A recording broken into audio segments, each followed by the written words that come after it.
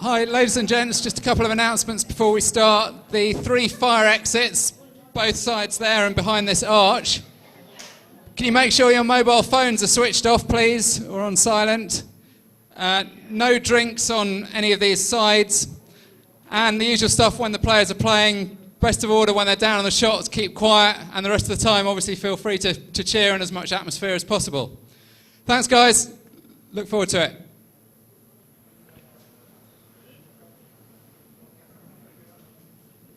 Hello and welcome to Blackpool for the second of our team semi-finals. First of all, to officiate over proceedings, please welcome the referee, George Bradbury.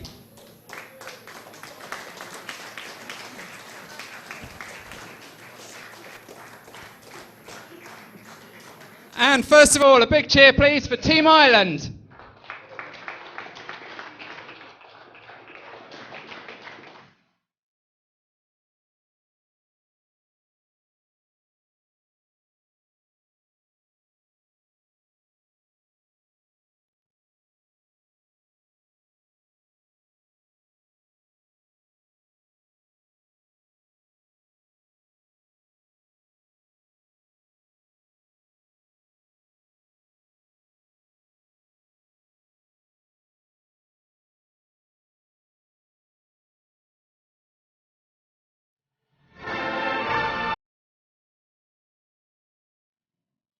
And their opponents, Team Scotland. All a big cheer please for Team Ireland.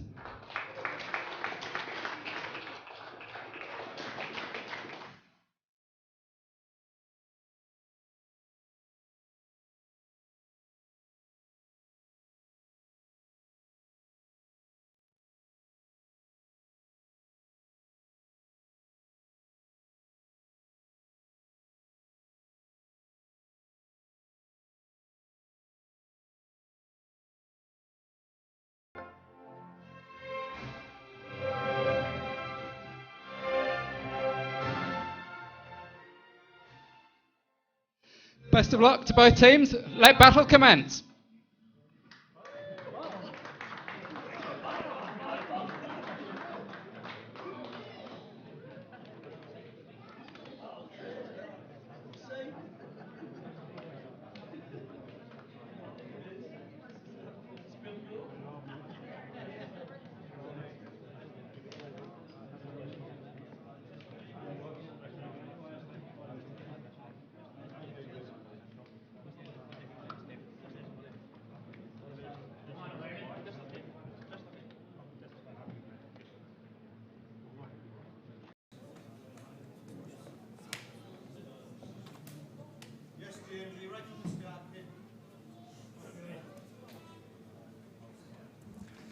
Good evening and welcome to Blackpool for the second of our team semi-finals, Scotland against Ireland.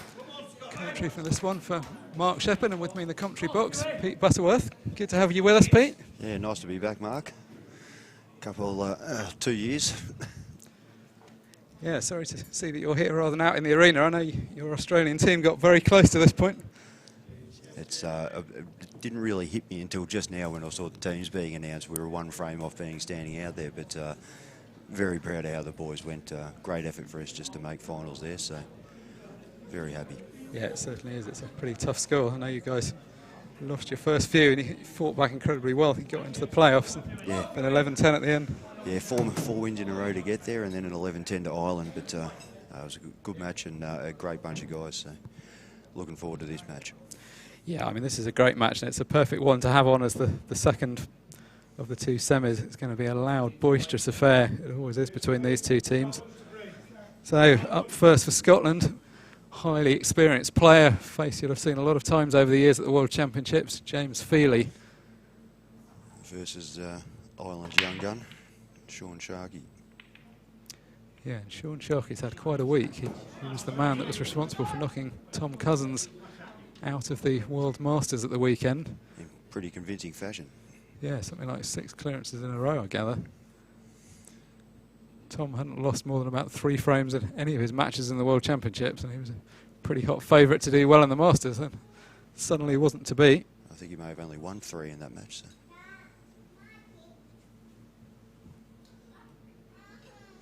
And he's got first look in here too, Sean. Dry break from James. Yeah, so costly in this format. You just want to get a chance. And there's, yeah, on the 8-foot table now, so a lot more room, and these reds look pretty good. Quite a finely balanced match, I think. I mean, the last semi that we had, England against India, it was a really strong Indian team, but you always just think on paper the English are going to be favourites, whereas I don't think with this one there's a particularly obvious favourite as far as I'm concerned. No, not a lot in it. Two very passionate teams. They're both coming with plenty of support, as you'll hear over the coming frames. The England side's a star-studded lineup. They, I think when we played them a couple of rounds in, they had Carl Sutton, Ben Flack and Mike King, it might have been, on the bench. So it's not the worst bench I've ever seen. No, I mean, it's just ridiculous. They've got 10 good players and are forced to choose 7 for a session of pool. It's pretty much impossible whoever you drop. Here, Scotland have only got 1 man on the bench. They've got a squad of 8, so it's Barry Kelly that's sitting this first session out. Ireland have got the full complement of 10, so they've got 3 on the bench. Option to sub them in at half-time. We're going to play 7 frames in the first session and then a maximum of 8 in the next session. First team to 8 makes it to tomorrow's final. Still in very good shape here, Sean.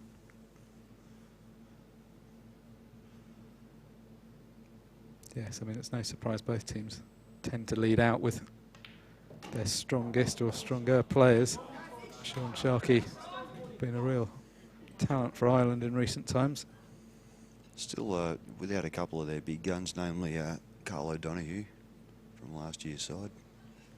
Yeah, surprised to see him sitting it out. He's been around the venue. I think he was over here playing in the Masters, but not playing in the team competition. No, well, he's had starting a family and other more important things at the moment.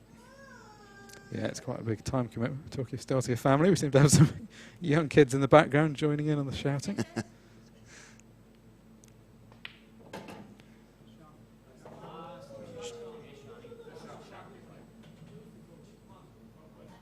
So all looking fairly straightforward for Sean so far. May just roll that yellow, the red into the right. Yeah, it would seem easier to take the one to the right first, because it's going to be harder to get perfectly back on it, but then if he goes left first, it's probably an easier shot for the black, so it just depends which way round he fancies. Yeah, just easier to get into trouble going that way.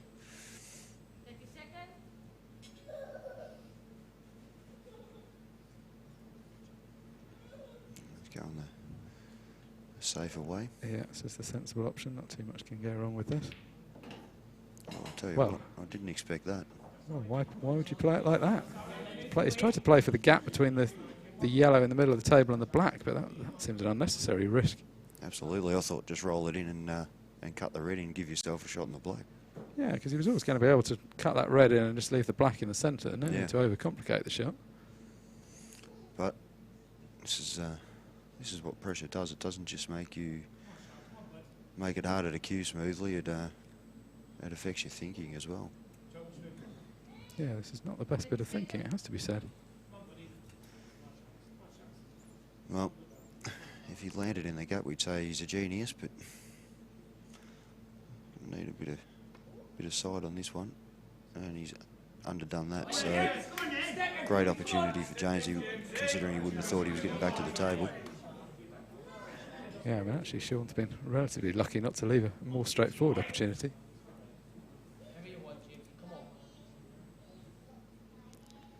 Still very welcome to be back at the table, and the 2 shots don't go amiss either. Still plenty of work there, but probably leave that one there and develop everything else. Develop all of these at the moment if he gets this right. Thought he might double that first one back. Yeah, this isn't absolutely ideal now. He's left himself a bit to do. I mean, obviously there's always going to be safety options. It's not like he has to go for it here, because he can always snooker Sean if he needs to. got this problem. One that he's looking at now looks to be virtually frozen to the cushion.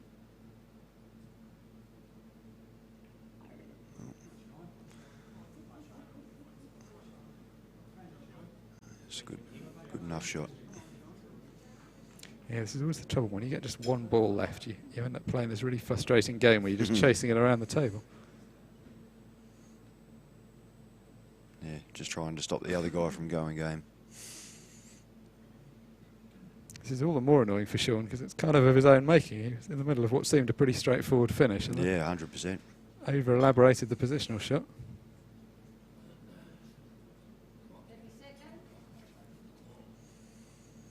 It's pretty tricky to get out of here. Might have to. She's just going to tie it up. It's a good shot. Unless he's dead straight in the corner. Yeah, no real value in making the escape there.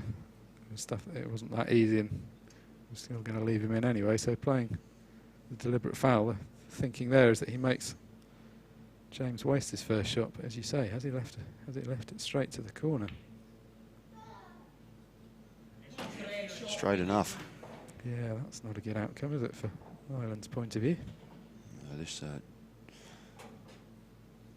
very good chance this is lights out for Sean in the first one.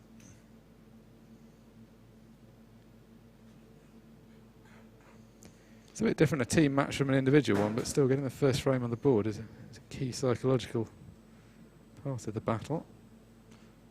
Well, absolutely. It's in a singles match, it gives you give yourself a bit of confidence if you get the first frame. You given 8 or 9 other blokes confidence when you win the first one in a team match. Yes, yes, true. A lot more valuable in that sense. Yeah.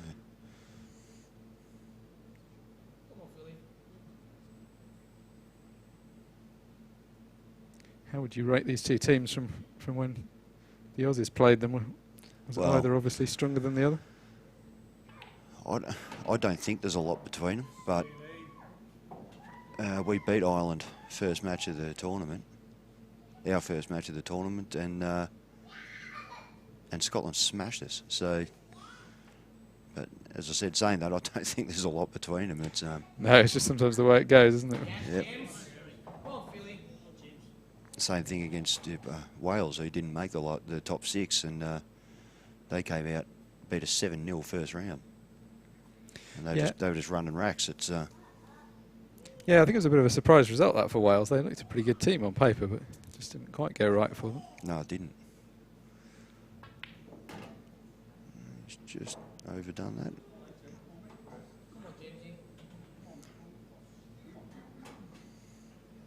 Yeah, he wanted to be straighter on this yellow, and he'd have been able to just play down for the double. He's now got quite a lot of angle.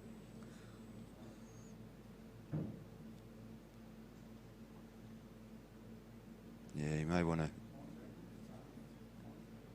Well, he's going to have to just try and get out above the black and chip it.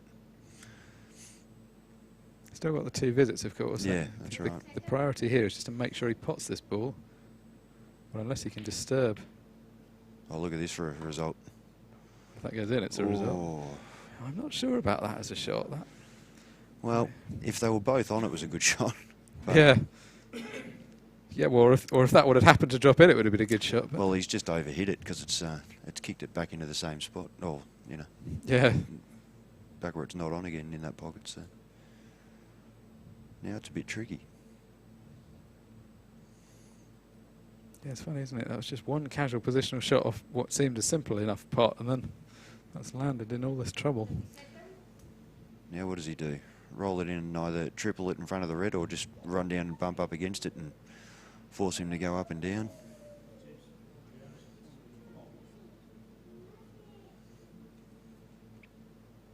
And I suppose he could, a couple of safety shots he could play by just tie the red up.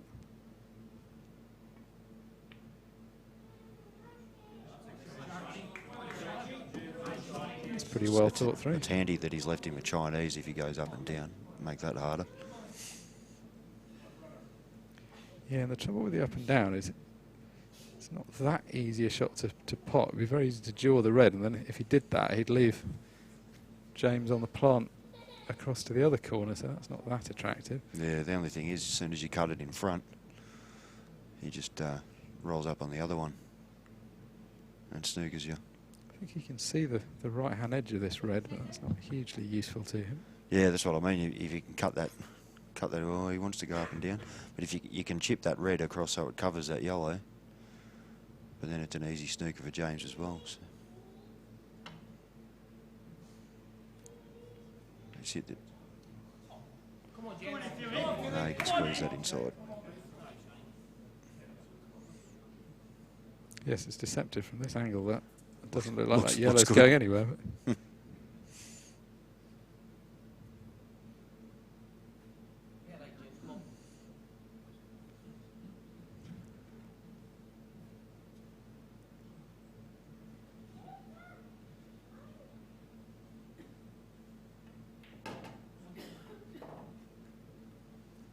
I would have left a bit of angle either side. He might have it. It can be deceiving, but I want the white to be rolling out a little bit, because if this drops, you don't want to be sitting on that cushion for the black. Played that well. yeah, that was a good shot. Slightly surprised he played them that way around. It seemed like he might have played that shot first with the security of the one over the other point. I think the white was running a little bit. He might have been about half ball on it. So.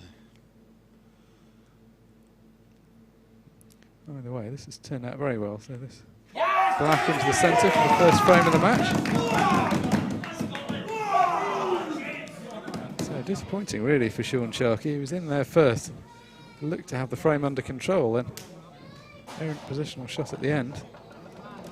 Yeah, he got one little half chance after that, and to no avail.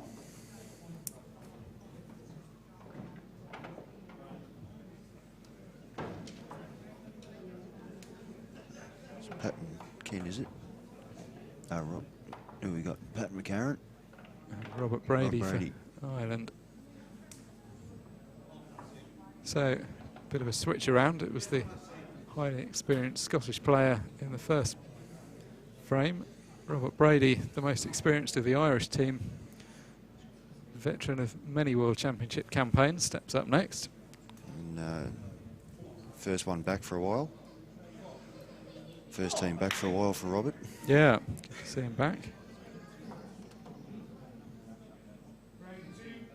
Pat McCarran, been around a long time, but still a pretty young guy. I spoke to Robert earlier in the week. I think he said it was 6-7 years.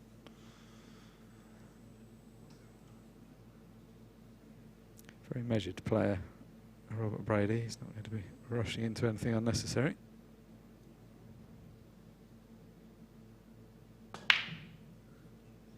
Employing a cut break. That Good, very good break. yeah, we haven't seen much of that, but that's a pretty good advert for how well it can turn out. Yeah, all the reds are sitting in the middle of the table. Yeah, well, it's so simple when you see it from above, doesn't it? Absolutely. What could possibly go wrong?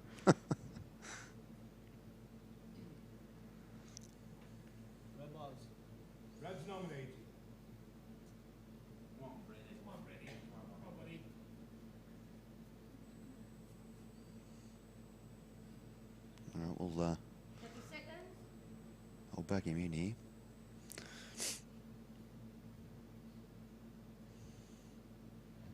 Yeah, it's just This should be his trickiest shot. yeah, it's nice. He's managed to avoid the white running too far, still held in the middle of the table. What's his next shot? He doesn't have a lot of angle.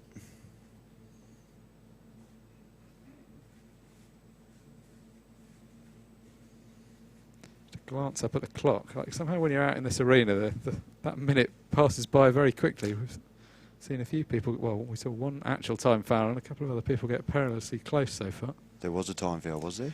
In the World Masters final, Josh Kane had a time foul, which is Okay. pretty unusual.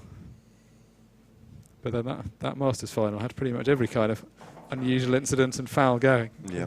Foul that wasn't a foul, several fouls that were strange. I wouldn't have thought that he'd be having to play a plant 2 balls in and Yes, it does look like that's going to have to be the option, doesn't it? I've backed him in to get these, and now he's making me nervous. It's just off angle, not far off, but Yeah, there's a bit of distance between them. It's not certainly is. dead set. Plus, the white's going to be moving. The other option is to take this one along, Yep. which should be fine, but this is a kind of shot you could miss. That's straight in. Good recovery. Yeah, this is better. Back in position now.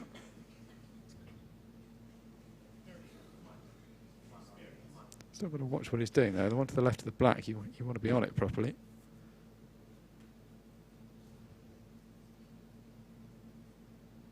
Yeah, it's just a little stun or a stun for the corner or a run through for the middle, as long as he's nice and straight on it.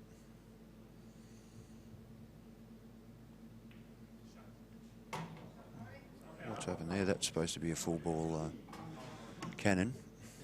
Yeah, it ended up looking pretty silly there. He barely made the cannon at all. Yeah. Well, this is slipping out of position on what should have been quite a straightforward opportunity. And look at where the yellows are. He doesn't really want to be missing anything here. He's got to make a very good shot now. He's never looked entirely comfortable. Like, I mean, he always has a slightly nervous look about him, but I wouldn't exactly say his body language was inspiring huge confidence. Not exuding confidence. He can't roll this either. He needs to cue it so he gets past the black. Yeah, rolling it in and ending up behind the black isn't going to assist him. Which is exactly what he would have done. Yeah. Had he potted it, it would have been across to the right a little bit more and wouldn't have had a shot at all. Yeah, it wasn't the most confident of shots, was it? So, good opportunity for Pat. Yeah, this is a pretty welcome chance. I mean, although these two aren't absolutely ideal at the top, at least he's got an angle off the first one to get on the second one, just about. Yeah. He's got a little bit more angle than he wants, which is why he's looking at it a bit more carefully. Still a lot of pressure. I mean, the Reds are still fantastic if he does miss.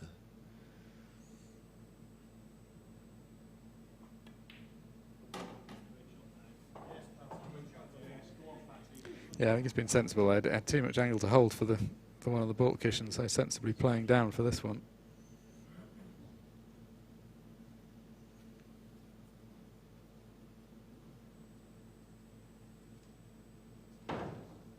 Normally a pretty confident player, Pat McCarron. He's not somebody that's shy to talk up his abilities. And he's got plenty of abilities to talk about.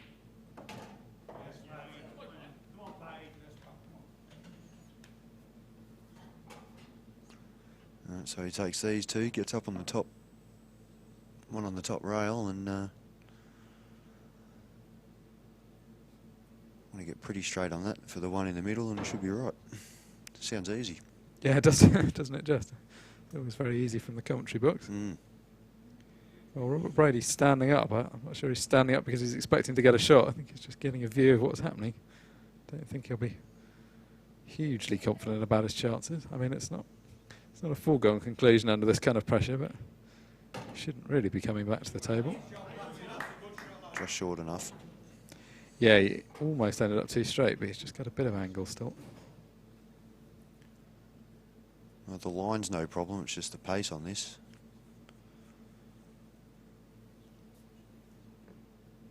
Yeah, he'd like to get as close as possible to that red, just make it unmissable. Yeah, you want to get the white into the cushion, just past the middle pocket. 30 seconds.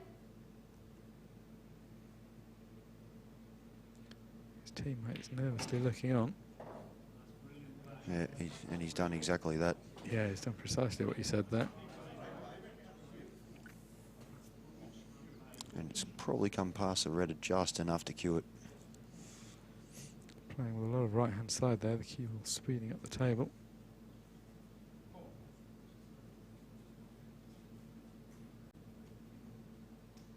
Yeah, if you can get to the whole cue ball, yeah, you can't quite. He's having to cue over. Yeah, this makes it quite a lot more awkward. He's going to have to put a lot of concentration into the pot, so... Yeah, not overhit it either. See, he's not comfortable. He's got down for it a couple of times. Oh, he's hit that quickly. That's a great shot. Yeah, he's never really looked confident when he was down playing it, but the end result was great. he never got set at all. He just hit it.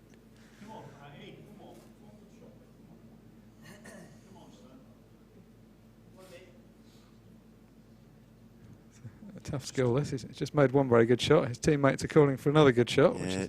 which is right. Just a little stun just to get the wide across a little bit.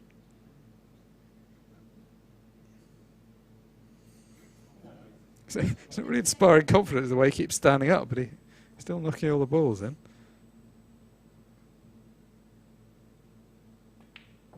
That's a good shot. Oh no, he's hit it too well. Yeah, that's annoying, isn't it?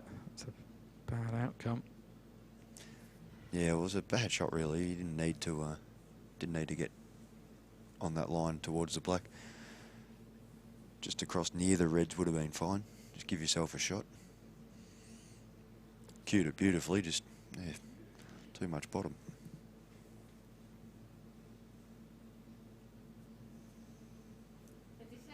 So close to this black that his options are pretty limited. No defensive option immediately obvious. Probably going to have to try to manufacture a shot.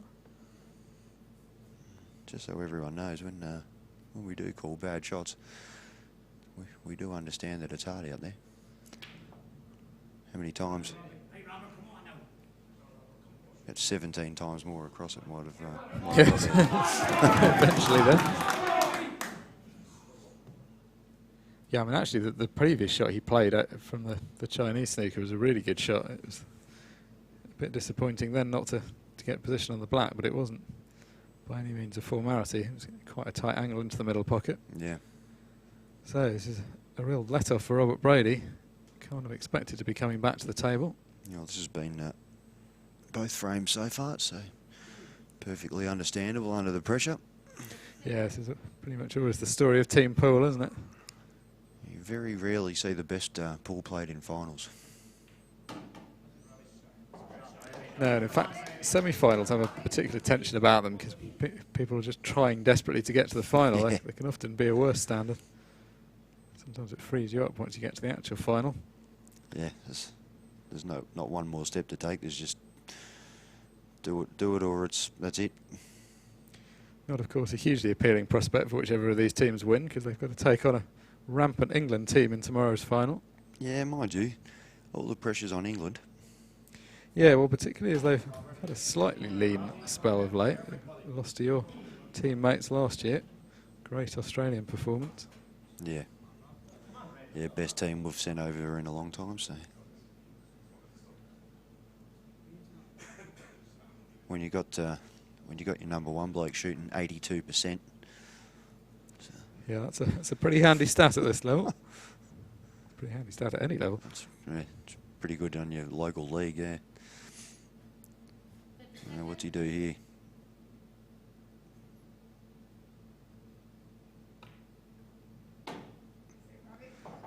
He's going to want that to get up a little bit.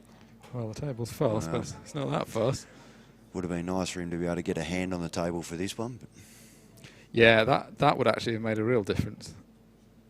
I mean, this is the kind of shot that Mick Hill or Tom Cousins knocks in all the time. I think for Robert Brady, he's a very high quality player, but I think a kind of long potting game isn't really his preference. On a 6-footer, this isn't much of a drama.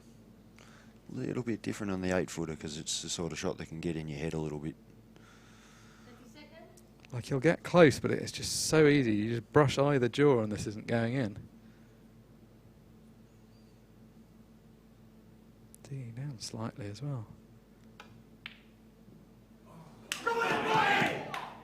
That's the trouble, it's just brush the jaw. And it's Christmas come early for Pat McCarron. Back to the table with the black hanging over the pocket. And for Scotland, so 2-zip, and keep in mind these aren't race to 11s anymore. Race to 8 and they can disappear very quickly.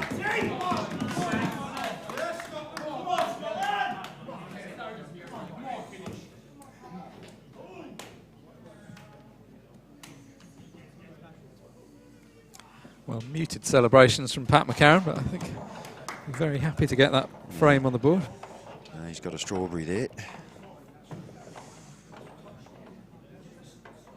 Yeah, tough in a sense to celebrate too much because he knows he needed that second chance, but at the end of the day, they all count. The score sheet records 1 against his name and 0 against Robert Brady's. Yeah, doesn't say he was lucky next to it. No, indeed. Paul Kelly and Darren Matthew.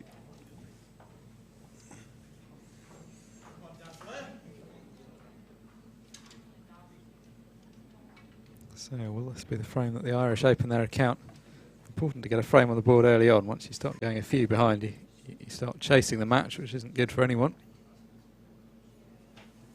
So it's going to be Darren Matthew for Scotland that's breaking.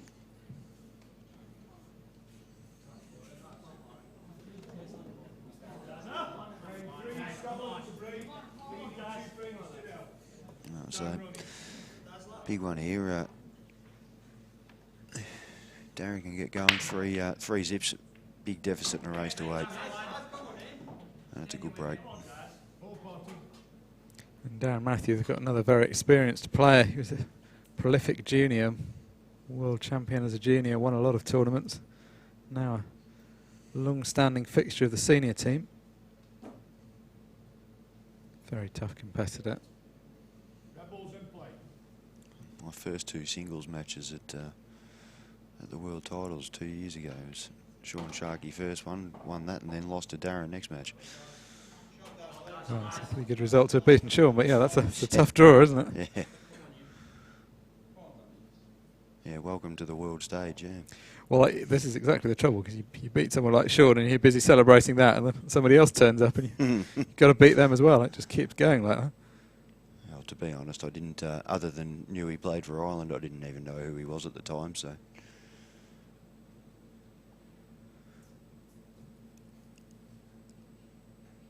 One tricky ball on the rail.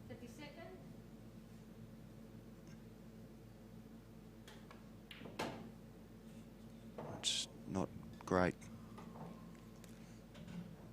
No, trying to either get into or get behind that ball. He didn't want to be in front of it. I think he was trying to get behind it. I think he just overdid the top, so it's just it's curled in and taken all the speed out of the white. Made things a little bit awkward. Yeah, I mean, it's lucky he's got this alternative, but Yeah, I don't think he didn't have the cut. That's a super recovery shot. yeah, he's just played that like it's over the pocket. But then, still a bit more to do. That's the sort of thing that makes your opponent sick. They land there and you're like, beautiful, Yeah, here's the opportunity, and then he does that. Yeah, you think you're at least coming back to the table. Yeah. He needs to leave himself angled to get across the table on the next one now, so. He's decided to just have a crack.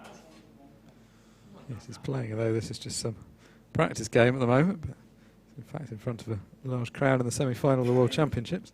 He might have to dig in and screw across the table here, which is a bit dangerous, but or can he play it thin enough to run? No, he can't.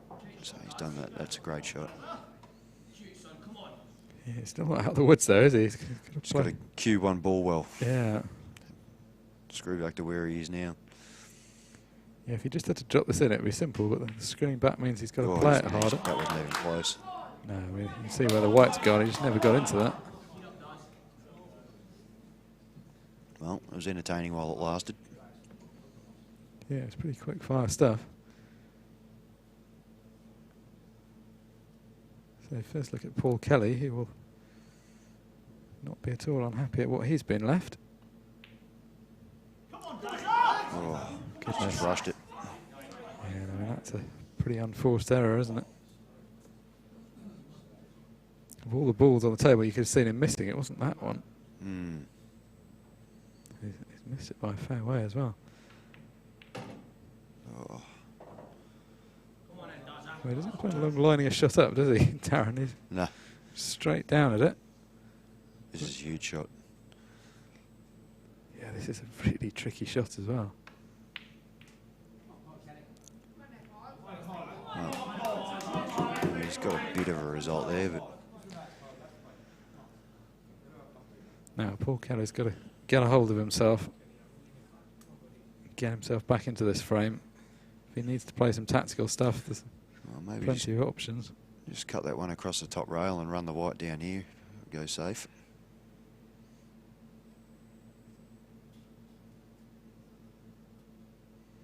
No need to do anything silly here where that black is. Almost leaves him on here. Just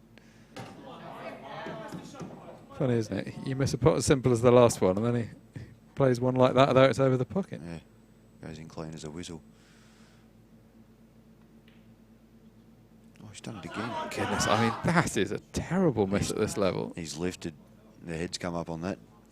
I mean, how do you pot the previous ball and then miss that one? Face cut double here. Hopefully don't go in off the yellow.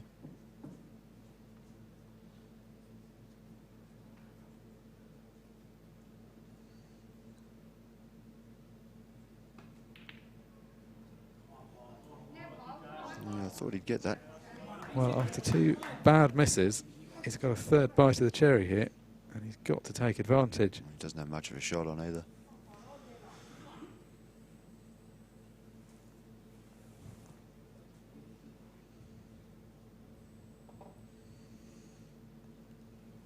Just got to get the cannon.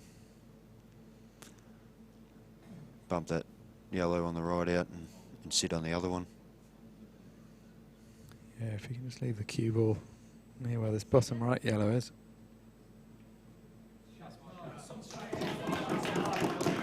Good shot. He's basically playing alternately good shots and bad shots at the moment. But If he keeps giving him shots, he's eventually going to get it.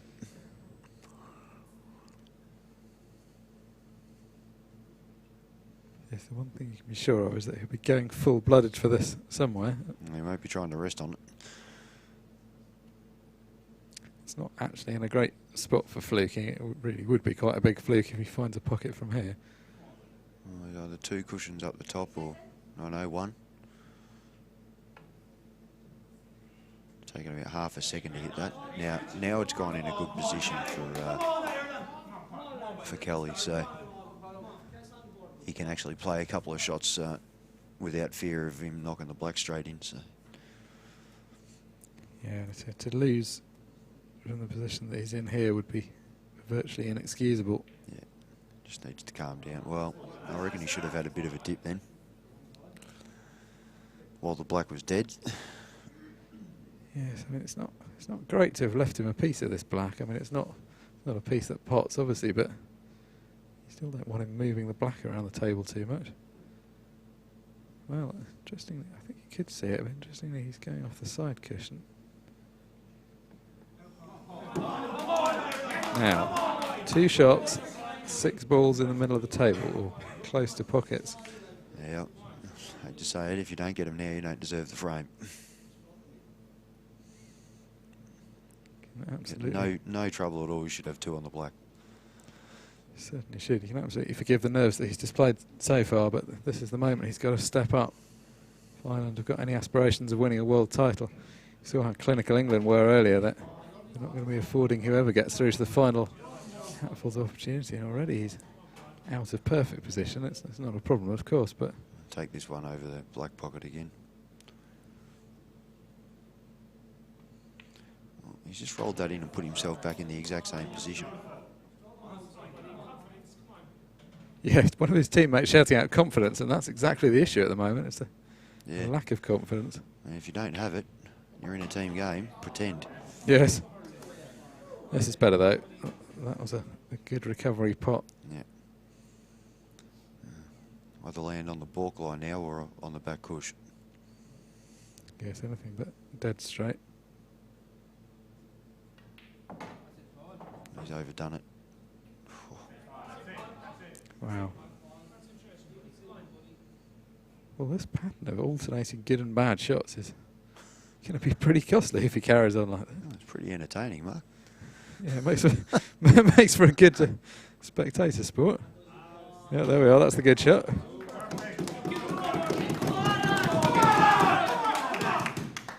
Well, Don't land straight.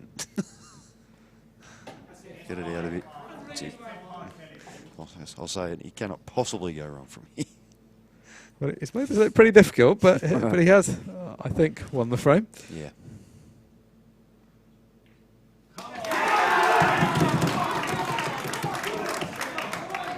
Well, that could be exactly what he and the team needs. Well, yeah, I think Daz did everything he could to not win that one in the end. That was very clumsy from poor Kelly. He played a few good shots and he played a few terrible ones, but somehow it's all come good. He probably played the worst frame from his team so far and got the first one on the board. Yeah, I think that's exactly what he's done. So we've got Matt and David, is it? Yeah, so two experienced players here, Matt Brannan and Dave McQuillan. Captain.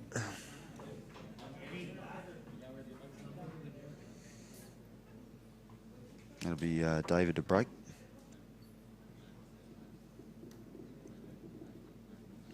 Another very seasoned campaigner, Dave McQuillan, has played for Ireland for a long time. Long-time UK Tour player as well. A few years of experience between the two.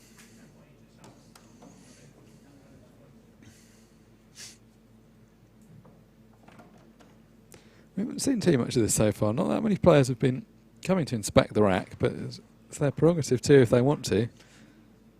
Well, you like to assume that they give you a perfect rack every time.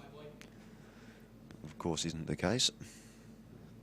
Dave's just asking our referee George Bradbury to have a look at the rack and set it up. One of the balls had just rolled off slightly. This is a tough job for the referee under the spotlight of everyone watching it. It's pretty difficult to get a perfect rack every time. Easier doing that than knocking them in.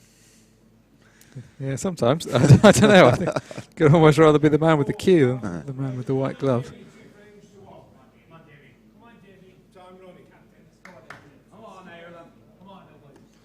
All right, well, 2 love down and a hell of a lot of mistakes in that frame. And they managed to pinch it. So David can get him back to square here. And he's barely hit them. Well, a lot of effort was spent trying to make sure the rack was good, but not a lot of pace put into it. No. Although we've seen a lot of gentler breaks actually yielding quite good results, so I wouldn't say that's necessarily a bad tactic, but it's not worked well here.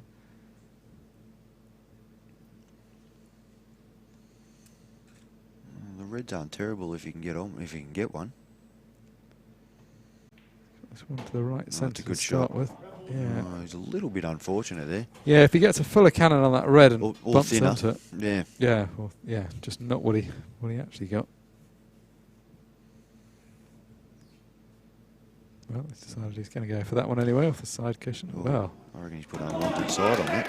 yeah, I mean, to miss that by, I mean, a ball's width coming across at quite a narrow angle, that's a pretty big misjudgment. Hasn't hit the centre of the white for sure. It's a shot you're only just trying to bump up towards the hole, but still got to give it its due care. Yeah, I mean, it's not a shot that you see very commonly played, but there he was thinking that if he just, as you say, got the ball somewhere near the pocket, that would do the job. Well, you look at if the white's where that red is, he's leaving him nothing. Well, in fact, as it's finished up, it could have been worse, but that's a great shot. Very good shot.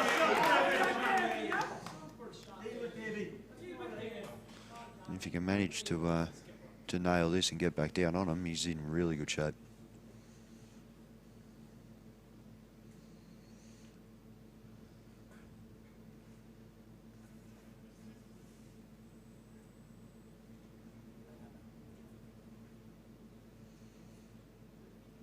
He sort of needs to do that because it's there's not a lot of value. I don't think there's any value in rolling this, sitting it over the hole. So.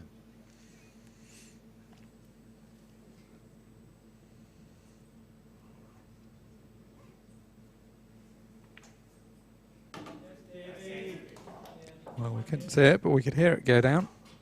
What are we looking at? 3-ball plant? Yes, he didn't play that with massive conviction, did he? Wasn't trying to do anything clever with position.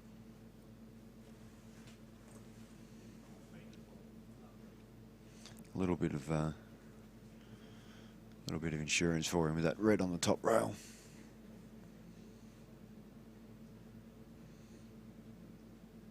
Yes, I mean the 3-ball plant appears to be the only shot he has, but that's not really ideal.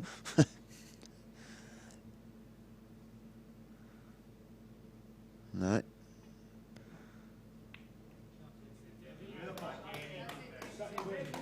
If you stuck to that and you can't shoot across at the 2 reds under the black, that's a very good shot.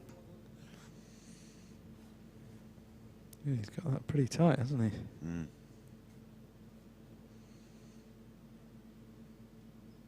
May as well free up that top ball. Either double it down to one of these corners or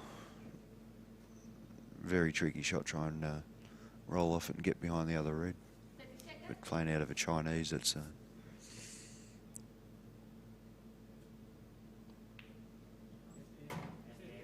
what's going on? He must have had 2.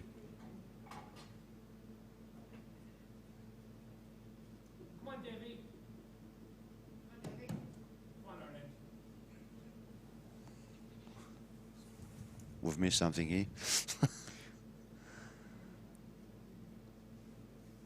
Yes, okay, that wasn't as good a shot as we thought it was then.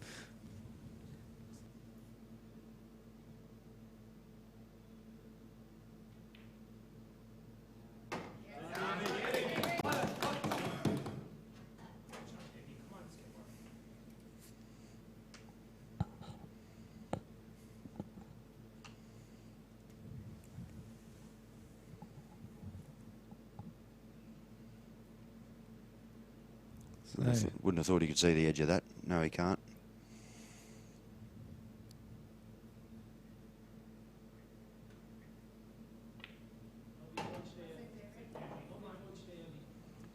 All about controlling the white here.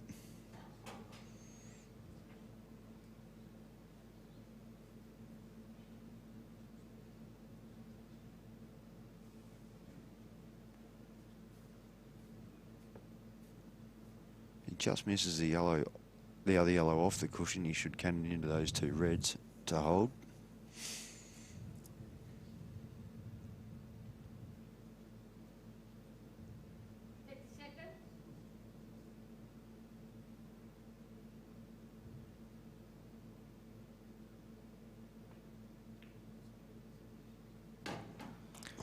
Oh, he's just missed him.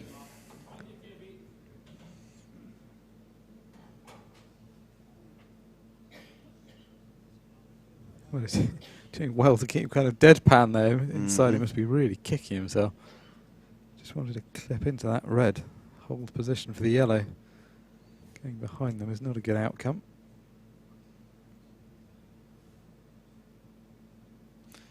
Just got to rest on the back of it now. It's in trouble either way.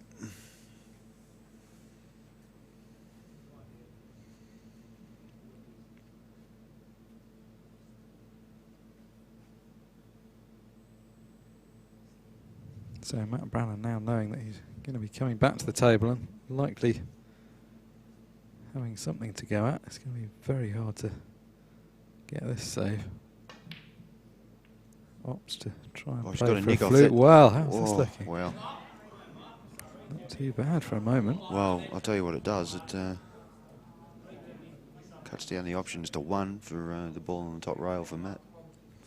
Yeah, the ball on the top rail is going to define this frame because all the rest of them are pretty easy. He could, I was going to say, he could have screwed off the one he was closest to then and run it over and gone safe. That's a good shot.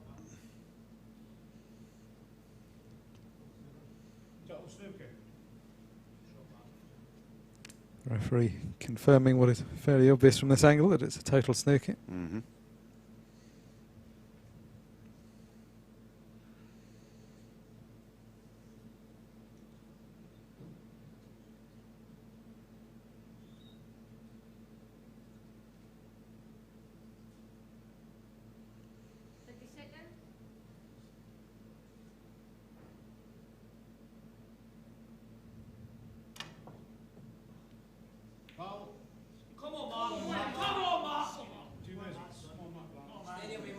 So something of a hidden hope from Dave McCullen leaves Scotland back to the table. Well, the problem with that ball on the ball cushion is much smaller now that he's got 2 shots. Yeah. Play the one in the middle, just try and run it up a little bit. A little bit more angle than he would have liked. But Yeah, just didn't quite get enough top spin on that, but good option still. Well, he's getting about these at speed, isn't he? that's a better option. Oh, just needed to take a little bit more care on that one. Yeah, that's just a bit loose, isn't it? Better to have it right over the pocket than risk that happening. Yeah. Still shouldn't be a problem, but he's left himself with a bit more to do now. I'll tell you what, they're not getting easier. It's just on it. Matt playing with a slightly different time limit from everyone else, I think. Yeah. Restricting himself to 5 seconds a shot rather than 60. Just run around the black here, or Yeah, straight up. Oh, he's miscued. Well, slightly embarrassing outcome. Look, I can understand you trying to get a bit of rhythm and defeat the nerves that way, but still got to. There's always that one shot you need to take the extra care on, and that was it. And he did not do that. And actually, that's not a very sensible Now he's option. left the white on the wrong side of the table. Yeah, so there's no excuse for not leaving the white on the right-hand side cushion.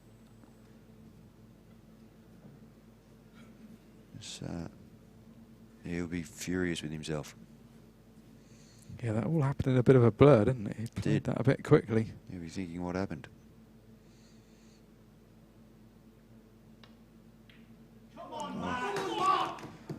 Wow, what a second chance this is. I think you might take a little bit more time on this one, Mark. You'd rather hope so, wouldn't you?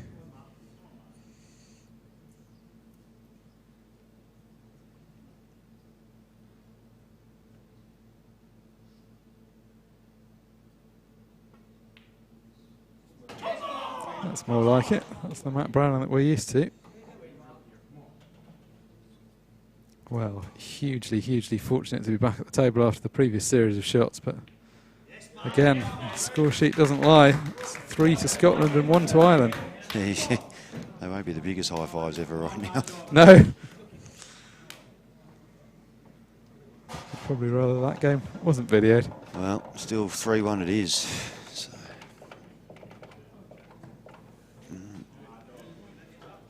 So Neil Madigan coming out against Jerry Canning. That will be Jerry's break, I believe. Yeah, that's right.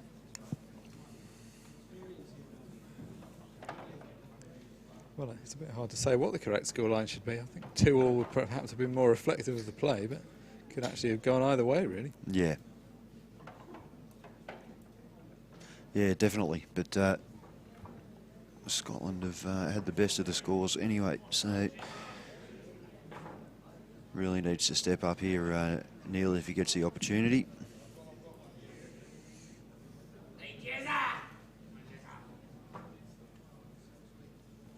Well, I wouldn't say either team has really stamped their authority either on the table or off it. The shouting has been a bit more muted than we're used to from these two teams. Well, there hasn't been a lot of great stuff to be shouting for. So no, there hasn't. Yeah. 5 Scotland to break, leading 3 frames to 1. Time running. Yeah, could this be the start of the quick clearances that we might have come to expect? Now, this is an unusual stance, isn't it? Well, an That's, unusual bridge, rather. That's Jerry's bridge, yeah. Holds the cue up from underneath, which is very unorthodox, but it works well for him. Certainly not going to give it a go himself. No, that doesn't really seem to support the cue in the way you're sort of almost having to hold it all Yeah, the way to it, aren't you? And he does, yeah. It's different. So yellows.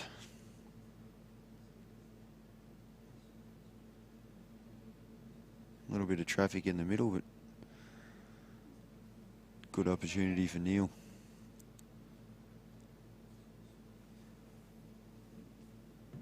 Yeah, I think they could do with somebody just stepping up and coming out with a sort of simple clearance for Ireland. There's been a bit much messing around that's gone astray. And this is, and it sounds silly, but this is one of those ones where if you just stay in the right areas, it'll be very easy.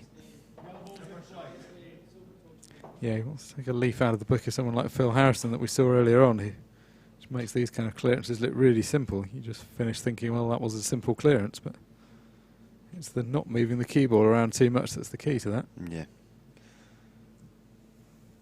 Move it as little as possible, and we're picking the right patterns in the first place.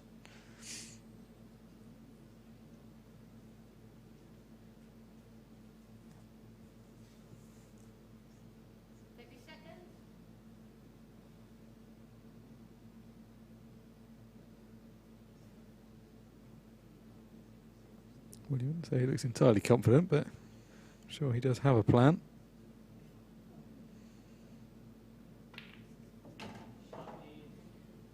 Oh, what's he got?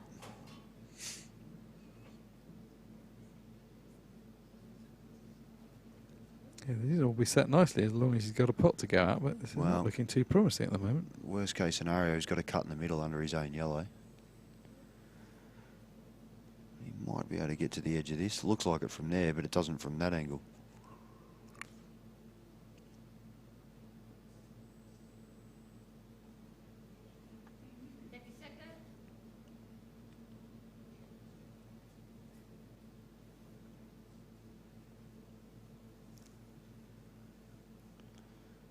Yeah. Must have an edge.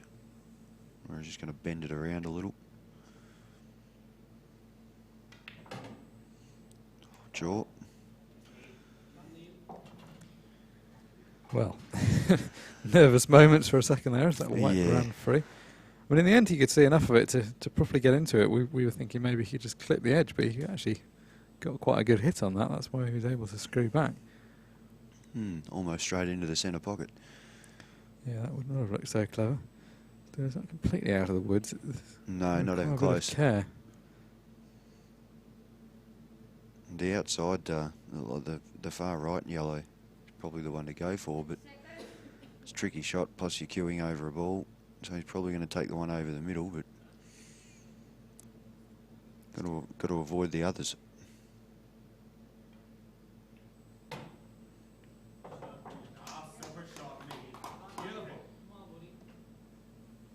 Well, his teammate's saying, beautiful shot.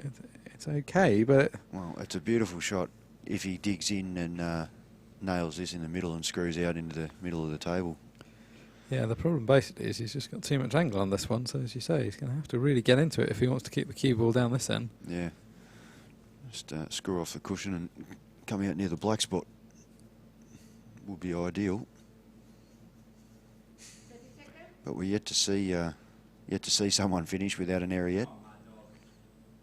Yeah, there's been a lot less one visit stuff than you might have expected, or maybe not than you would have expected. This team pool doesn't lend itself brilliantly to that kind of thing. But they're going to need to start doing it Ireland if they want to have a chance here.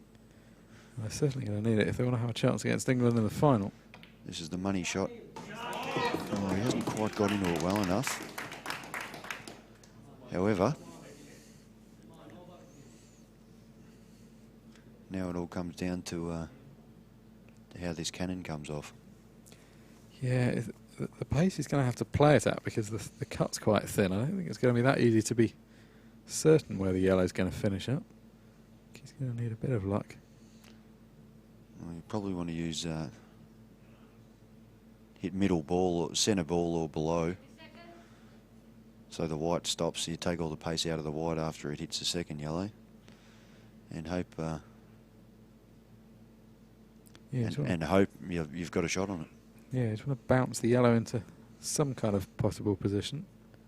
Don't think you can afford to be too greedy. And he's okay. Well controlled shot. He's got enough angle to get out. Whew. I think if he drills this and screws back off the cush, he can come back out. Yeah, it depends, doesn't it? Do you want to do that, or do you want to just drop it in and make sure? I think he's going to have to inject quite a lot of pace. Yeah, I don't particularly want to be playing that black from hard on the cush over there. No, agreed, but I think the angle's tricky to hit, will he? I think he's just straight enough. Oh yes, in fact he was plenty straight enough. He's played it well. Just overdid it, but that's fine. No, that was unquestionably the right shot, and it looked like maybe he just had a little bit less angle than that, but Yeah. that straight, that was absolutely the shot.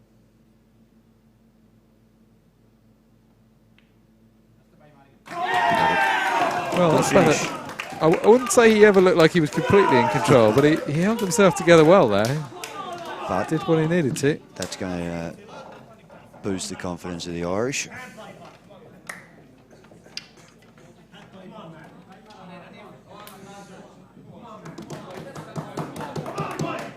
So, big one for Neil.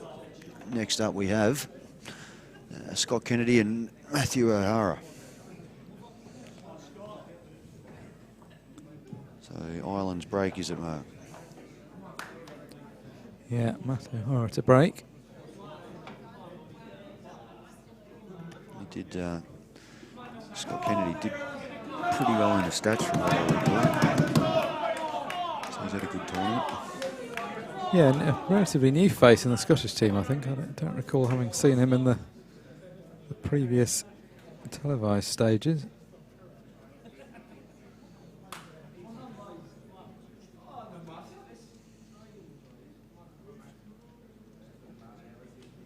All right, come on Ireland, get back to level. I'm not supporting either team, but we want a close one. Yeah, from a neutral point of view, yeah, we haven't seen a final frame decider yet. That would be nice to see. Obviously a long way away from that, but levelling the scores up would be the first step towards that. That's right. So Matt O'Hara to break.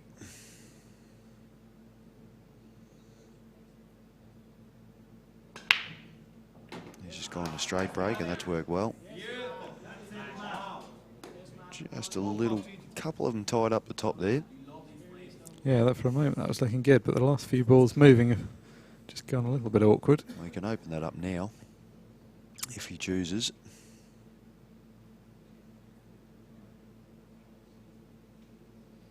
A lot of experience actually in the Irish team. A lot of guys that we've seen before, and it's not as young a team as it has been.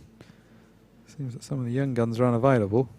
I mean, Matt O'Hara's relatively young, but he's a veteran of quite a few of these campaigns now. We've seen a bit of him before.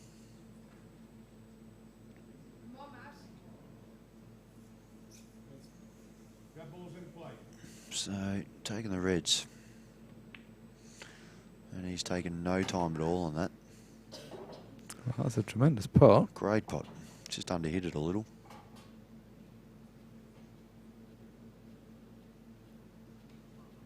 So this frame will be all about what he does with that cluster at the top of the table. Yeah, well, if he lands just to the left of middle as we're looking now, plays that red in the middle, he can open him up.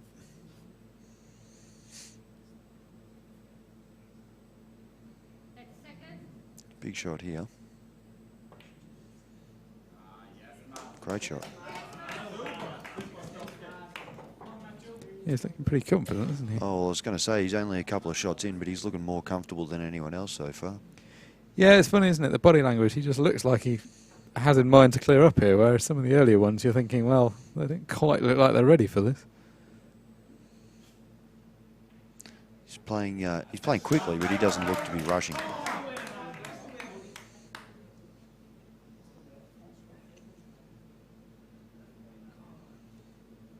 So our first look at Scott Kennedy for Scotland. All very well to sit a ball over a hole, but I don't know what it's covering. No, it's not really covering anything, is it? But I guess he's just banking on the fact that there's enough difficult balls that Scott's not going to do too much damage here. Needs to hit this pretty well too if it goes in. So he's on one. That's all good. Not too much pressure on him at the moment with that dead, with the red and yellow together up the top. Which is just as well, because this next one ain't too straightforward. No. Wouldn't be the worst shot to double this across there. It's a good hit. Yeah, that's a very good pot. Alright. This might be a good opportunity for him. Yeah, I mean, that pot he's just played, you wouldn't really have fancied him nailing that in the middle of the pocket. Very easy just to end up covering the pocket, but Great shot. now it's down. Actually, this is looking a bit more promising suddenly.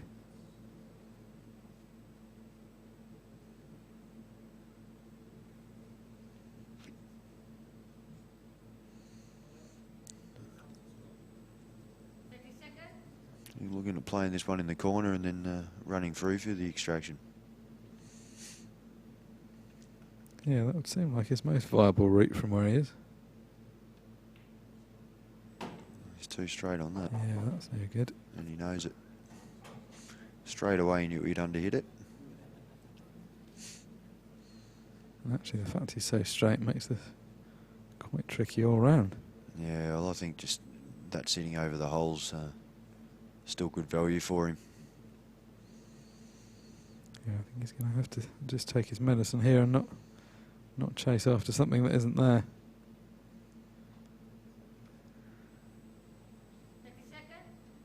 Unless you can pinch a bit of pocket, get back down here, play the yellow in the middle next to the black.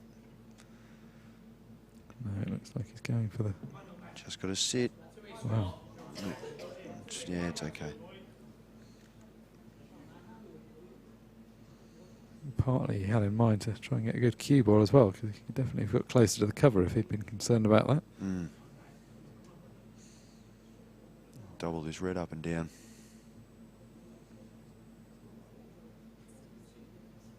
Yeah, well, that yellow's left, it's leaving quite a tempting gap, isn't it? Yeah. Getting pretty close to the jaw, but shots there.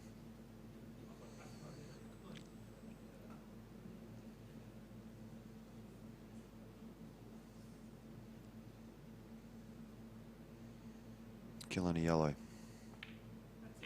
And a black. It's a good shot. Yeah, that's a great shot. For a moment it looked like the black was going to catch that red, which wouldn't have been quite so clever, but this has turned out nicely.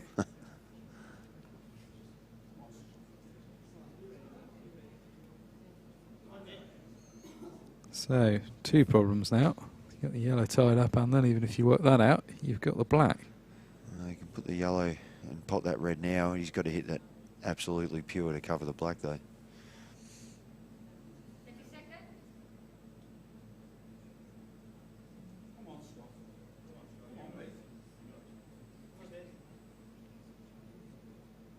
I think one thing's for sure, he can't win with that. What's he? Oh. What about that? No, I don't think that was the right way around, was it? No.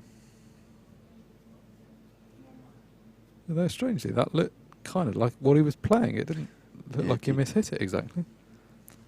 He can jam the black out if he's yellow off the cushion first and kick it out, but pretty dangerous.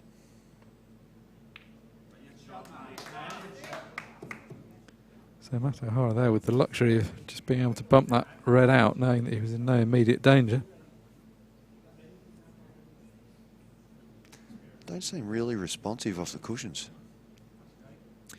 No, the table's not been perhaps quite as lightning fast. Yeah. And the cushions, as you say, not super bouncy. Well, this is the first time I've actually watched it. It's yeah, I expected it to be quicker. It's looked like a nice table to play on though, and we've seen some good quality stuff. Particularly in the singles matches, there were moments. Yeah, no, not having a go at the table by any stretch, but it's just yeah, I expected it to be a tiny bit quicker off the rails.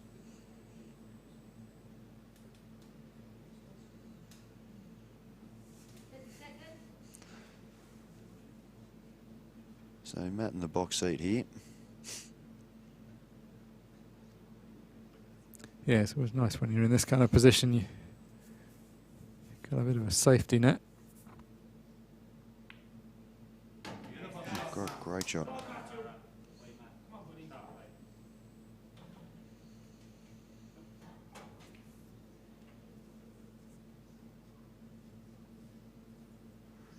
He just needs to push him around now. He's can't go game unless he plays one of the reds onto the black or the yellow. Yeah, he's got to give this some thought, actually. Although you'd obviously rather be reds. Got to be a bit careful what he's doing with these two loose ones. Yeah, he doesn't want to run out of balls to use.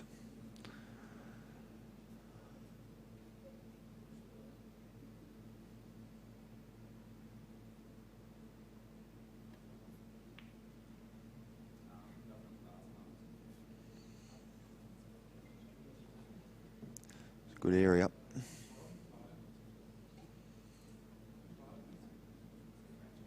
So, what do you do if you're Scott Kennedy? Oh, tough. Your best options your best chance of winning, I think, is Matt having a go and not getting him. Yeah, and he kind of looked like he had in mind to have a go. He was going to be pretty close to potting that last one.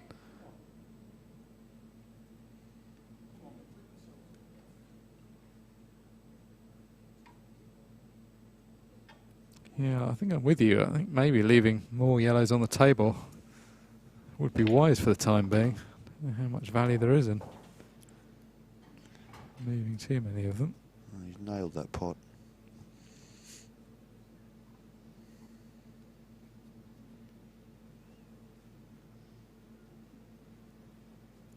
Is there any great avail there, is it? What's he going to do now?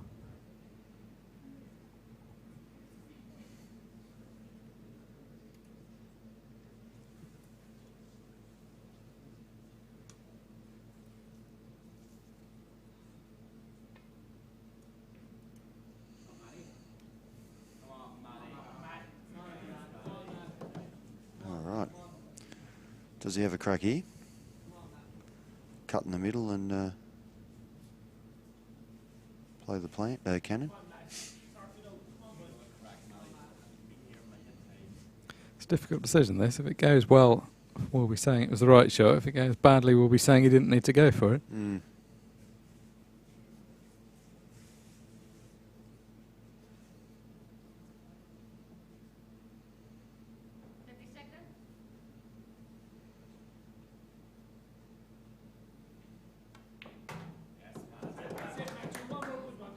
Double.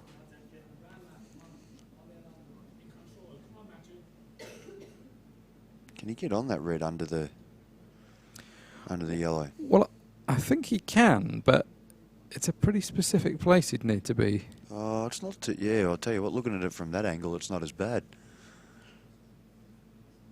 Well, it's not bad to pot the red, but you've obviously got to do it in such a way that you flick the yellow out and leave a shot at the black. Well, either that or be dead straight so he can screw straight back across the table.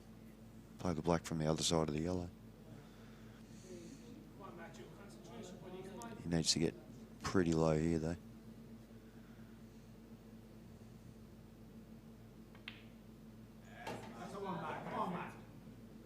Oh goodness, it's a huge gap if he can get it see from it there. from there.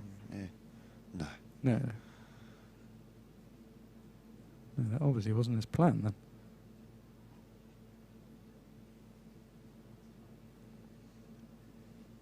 I mean, you look at it from there, it doesn't look like you No goes chance. from anywhere, does it? Certainly not from the position he's in, but it just doesn't look like there's much space under the yellow No. anyway. But then from the overhead you could see there was.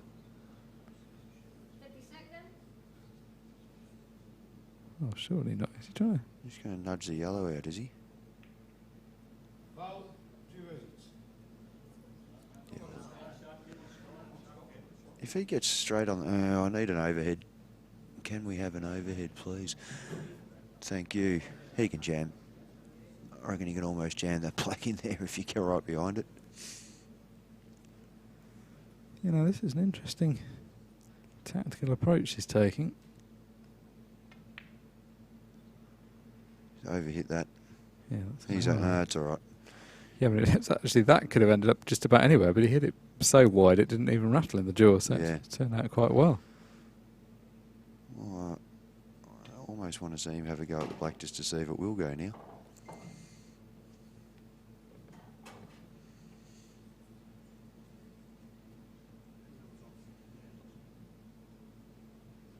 I think if he gets on this black and smashes it in, Matt will be shattered. Then he's left him that opportunity. What a great shot.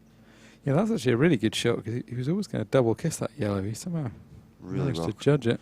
very well controlled double kiss.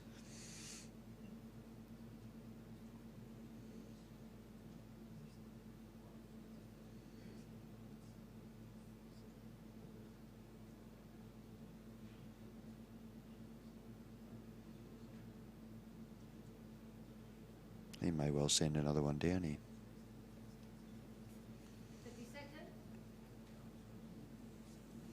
Which, if I'm not mistaken, would be the same ball that was down there. Yes, put it back. I think the problem was he couldn't really do that without swinging the white across the other side. He's decided to play it this kind of cagier way.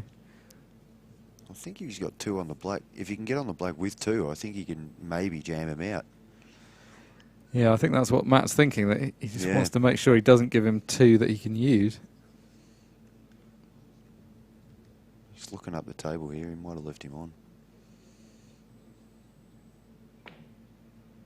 No. Nope.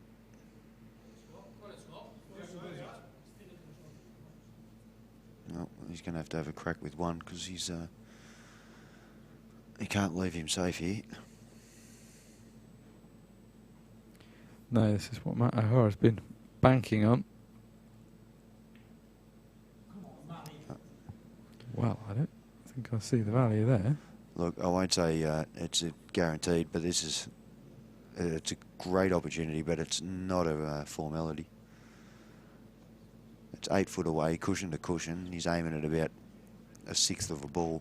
Yeah, you need good eyesight for this one. Yeah. And under the pump, it's not going to look huge, that's for sure.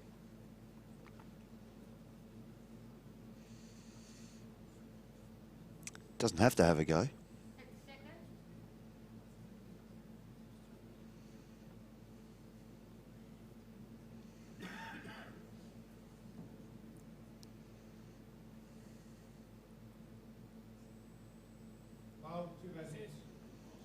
He could have got his hand on the table. He'd have definitely been having a go there, but as you say, the distance and the fact he was on the cushion.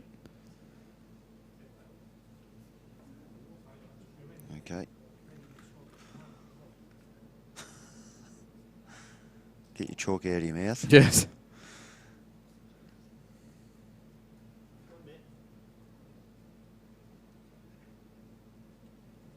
So, a good pot here, and he'll get his two on the black.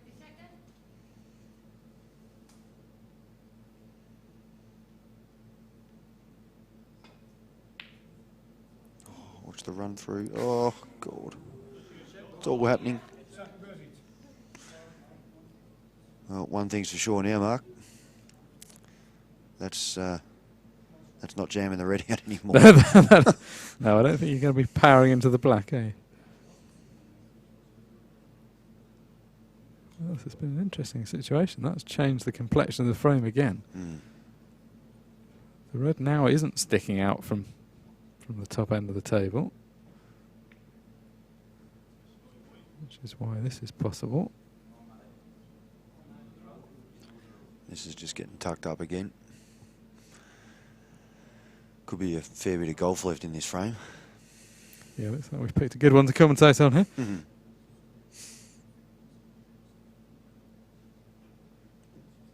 So it could be a late night for the crowd, 10:15 already. They're taking their time, haven't they? That's an hour and 15 minutes to play 5 frames so far.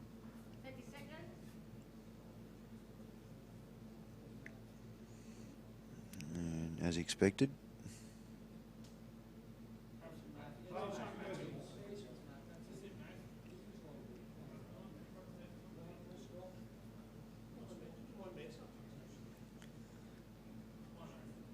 So really, Matt wants to get rid of one of these yellows.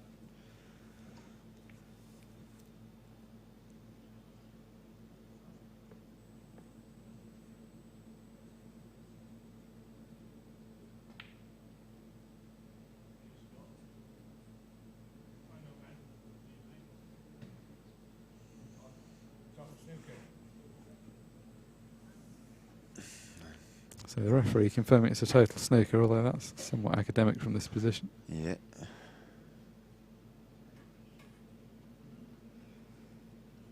So now you've got Matt trying to force Scott to have a go, and Scott trying to get on the black with 2 shots. He's got a small opportunity to do that now if he can nail this and kick the other yellow out, which he won't be able to do from that corner. Yeah, and all Matt had to do there was just make sure he didn't leave a pot on any of these yellows. And frankly, from where they were, he struggled to leave a pot.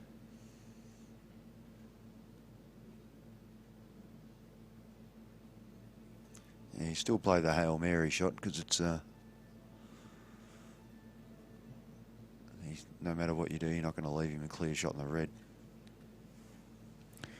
Yeah, that's the thing that's changed with that previous shot. Yeah, well, in one way it's in Scott's favour, but yeah. Yeah, in one way it's not. Yeah.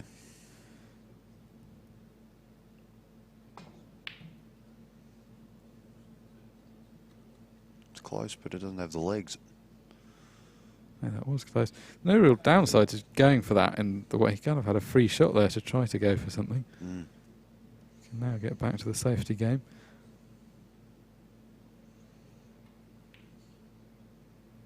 Yeah, he's done well there. It's pretty difficult for Matt to not leave him on a pot now. Yes, it was important he played it like that, because if he hadn't got the yellow in the middle of the bottom cushion, I think Matt would just deposit the yellow that was over the bag. Whereas Oh, he might be able to now.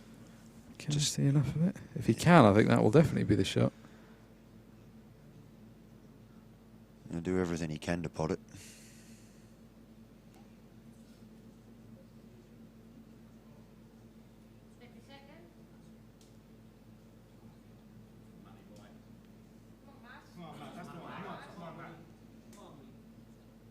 Words of encouragement from the Irish team. No, he can pot it clean.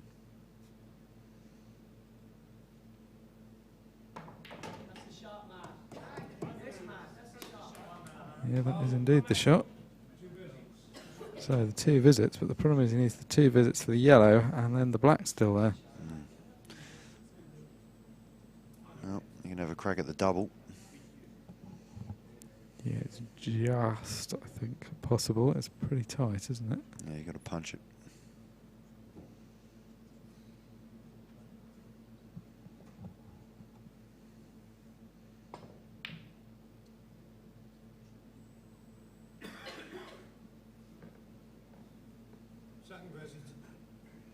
So, no luck there. Going to have to get back to the safety game.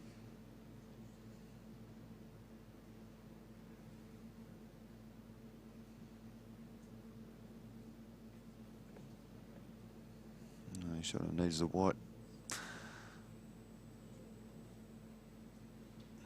White right at the other end and the yellow out in the middle. Yeah, he's going to be careful he doesn't leave a pot on this yellow as well, because that could be a problem.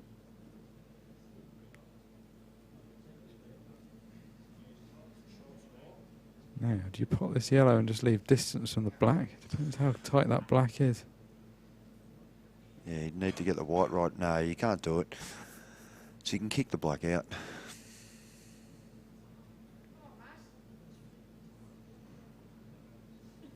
Kick the black out off the cushion. If you leave it on the other side, you'll end up leaving a foul snooker.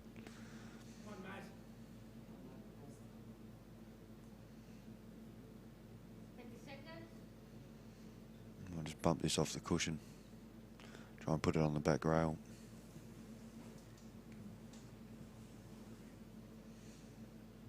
.30's been well called.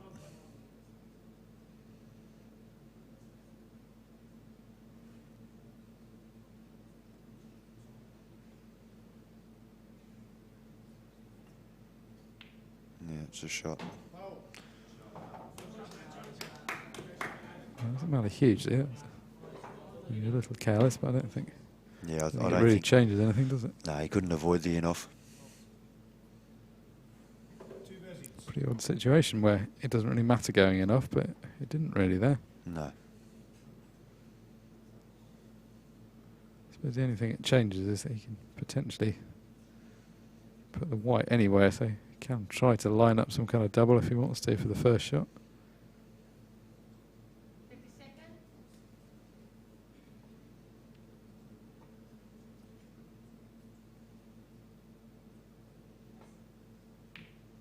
Double kiss. It's pretty bad actually when you've got ball in hand. Well, it's very careless when you've got ball in hand, isn't Yeah. it? Just put it somewhere different if you're going to double kiss it. Needs to hang this over the hole. Not heavy enough. I think the trouble is when you're in these tactical battles where nothing seems to be happening for a long time, you perhaps don't give every shot quite the full attention, and actually the difference between playing the shot perfectly and playing it like that could be quite significant. Oh, if you had got that close to down near the hole, that makes it very difficult for Matt. So as it is, you can just face cut double this. Well, unless he can pot it. You can't see that red, can he? No, that first camera angle made it look like he could, but... And probably just, oh, he's cutting it across. I'd probably just face cut double this and run the white again. But same result. 2 visits. It's the kind of classic World Rules cat and mouse frame that we haven't really seen all day today, but Yeah. guaranteed to get one. Of course, they wait till I'm in the box to do it. Absolutely. We've had a few matches completed in this time, and you've picked the one where they play 5 frames in an hour and a half. Of course. Second visit.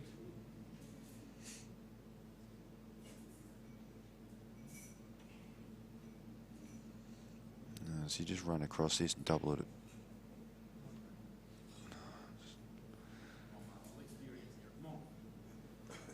I don't get that shot either. It's too easy for him to just get it back over to where you got no shot. Yes, I feel like we're going to be here for a while if we keep doing this. Same thing as just playing out over and over.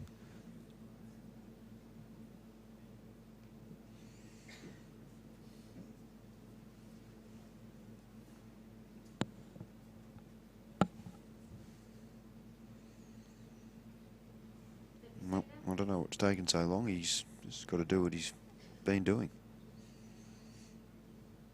Yeah, if he hits it pretty much straight, that will get it over there. Well, right back. 2 visits.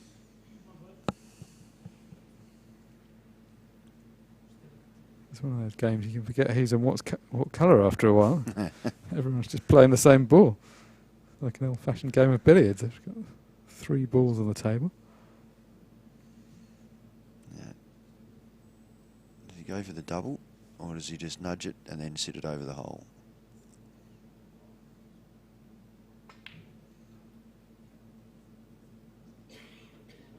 Well, that's closer than some of his recent attempts at the double.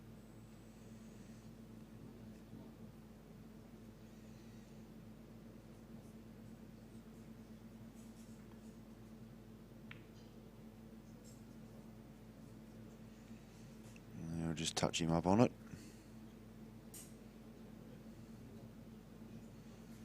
Not really easy to see what's going to change for a while. They both seem committed to this course of action for the time being. Yeah, well, something has to give eventually. Oh. Yeah, it could easily be a careless mistake that does give.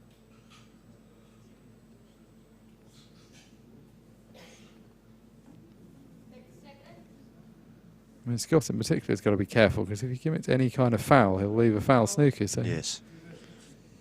you know, sort of careless miscue or anything would end the frame. Well, he's got the back door shot here.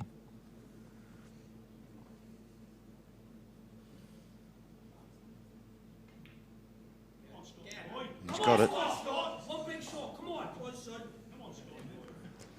Right, well, this will at least resolve the frame. I think we're entering the final chapter of this one. Yeah. Well, he's done what he's been trying to do for ages and have 2 shots on the black, but the problem is the white is not in the most ideal position for this. Yeah, it's not terrible though. It's okay. You would be too disappointed with it. Well, certainly not after how long it's taken him to get Oh, here. you can't do that. That's amazing. Foul snooker, nominate the of black, course. and all over. It's a disappointing way to end this frame. Yeah, we said it was going to be potentially a moment of carelessness that did it, and that's exactly what's happened.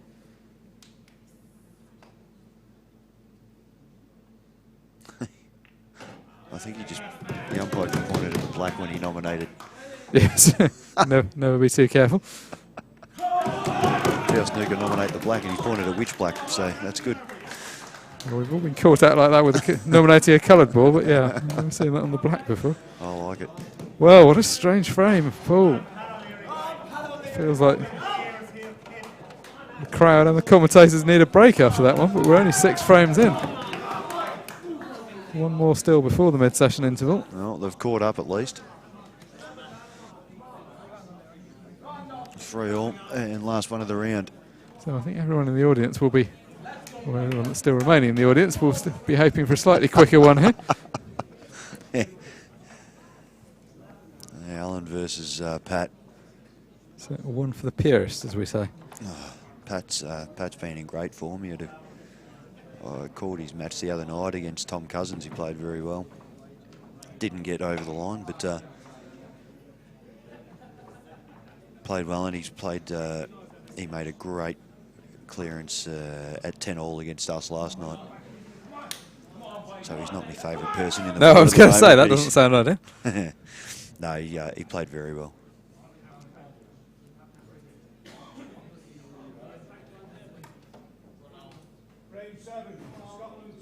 Scotland to break. Well, it's been a funny match so far, but I guess both teams are kind of happy with 3 apiece. I think they're both going to be happy and unhappy in equal measure. Just a break and a 45-second clearance would be good here, which I'll tell you what. Well, you wish could be granted. That's going to help speed things up. They're in great position for it. No regret saying this, but I think they're going to struggle to turn this into a tactical game from where these balls are. What did you say that for? Yeah, I was going to say, there's no call for it, is there? No, as I said, Pat's been playing really well. He's been queuing beautifully under the pump, and yeah, hopefully he can continue that right now. For Ireland's sake, for the crowd's sake, and for our sake. Yes.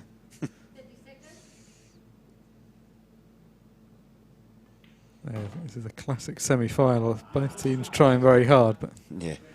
it's not quite happening so far. Look, it's good to see the tactical battles occasionally. Well, if you're Team England, this is great to see, isn't it? Because you're not only you're facing 2 teams that don't look to be so far in optimum form, but also they're tiring themselves out by playing a long, drawn-out match late into the night. Yeah. Because there we are. Yeah, no, they're Shane doing Thompson, it. They're doing Carl it tough. Sutton and Lee Kendall at the back.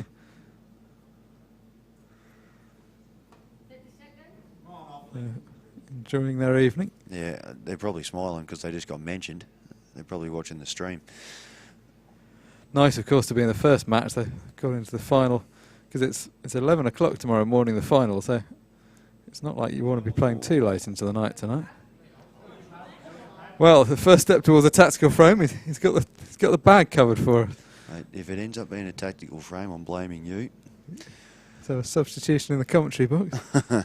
He's yeah, it wasn't terrible for him. He's covered the red up the top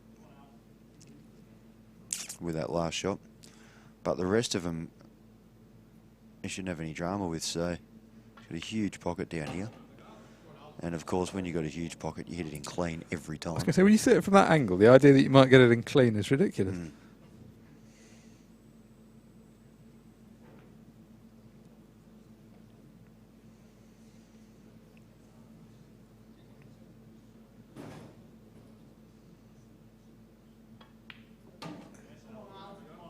No. So is he taking on the double? Well, the way he's played that, you think he must be. Big shot. Yeah, the big shot and doubles into the corner pockets. No certainty. Also probably be his last shot if he misses it. Which he has by a long way. Yeah, I'm not sure about that one. I mean, I suppose his options were fairly limited, but that wasn't a huge percentage shot. Now, golden opportunity for Ireland. Chance to get ahead for the first time in this match. This looks like a practice drill now with the way they're sitting. Yeah, options all over the place. Everything links up nicely, and toughest ball to get on probably is the black, which isn't tough at all. Well, they were 2-0 down in this match. If they go out to the mid-session interval 4-3 up, they're going to feel like they've won the lottery. Absolutely. Some unusual moments as well in this match so far. That tactical frame quite draining, I think, for the crowd as well as the player.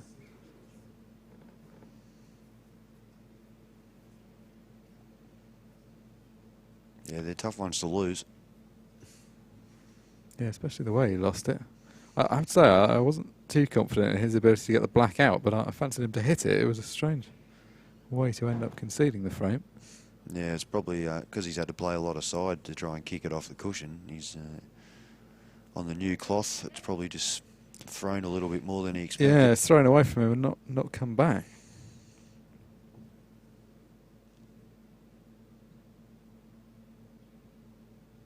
Yeah, stunning across to this, get this yellow. No. One end at a time. Yeah, looks like he's going to deal with the top first, then come down for these last two. Look, the yellow in the middle of the table is a good ball to get on the black if you're straight on it. Yes, it could be a good ball or quite a bad ball if you've got the wrong angle.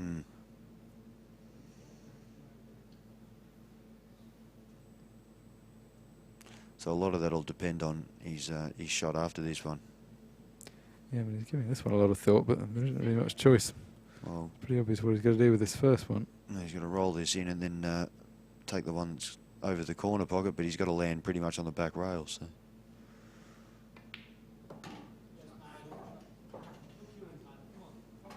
So this is the key positional shot of the frame.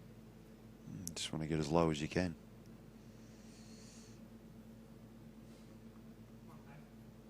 Not always that easy to judge when they're right in the pocket, although at least with this one you can put a clean strike on it. Yeah, he's got a very big area to land. Anywhere past the black spot's fine. He's also got a nice gap down the middle of the table, but the balls are nicely to one side or the other. That's enormous gap, yeah.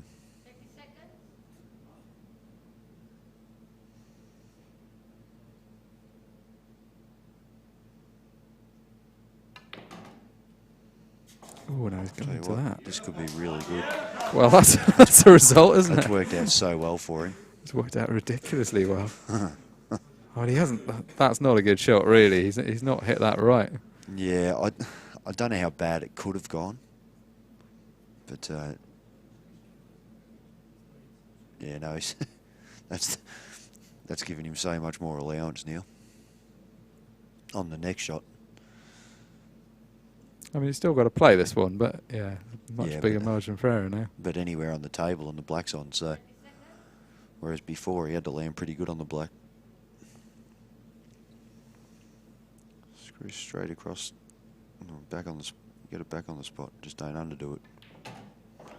And he's underdone it. Yeah, that's unnecessary from where he was. A few inches higher up the table, and this is unmissable. Whereas now he's travelling around with the cue ball. Yeah, plus your white's probably going to end up over near the right cushion to play the black.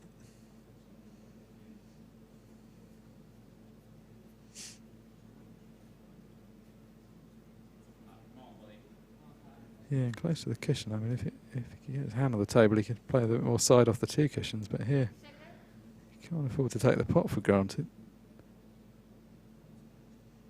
He's looking up the top now. Yeah, I mean, it's easier position, but a much harder pot. It's a much harder pot playing like that. It looks like he's lining up for the middle. Back for the middle again.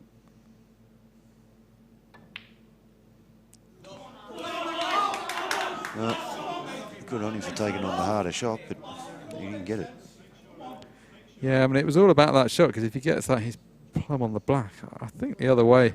It was fairly easy pot in the middle. Yes, the white was running loose, but at least you've had a shot at the black. I think that might have been preferable, although easy to say with hindsight.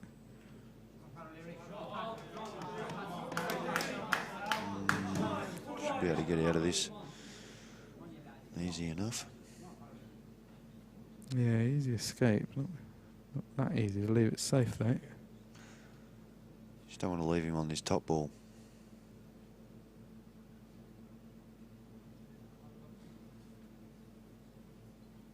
Yeah, should be able to get out of it. Depends how much they're skidding, but you should know that by now. So. Yeah, so the only real question is how hard does he want to hit it? Just rest on it. Yeah, he's very unlikely to fluke it, so playing it firmly just opens up the possibility of landing on the difficult red. There's no real point doing that.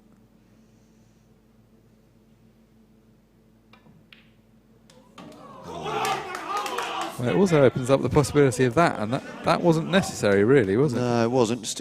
It is a bit unlucky, but well, get this first one in one. Knock this in with one shot, and be able to get the rest with a bit of confidence behind you.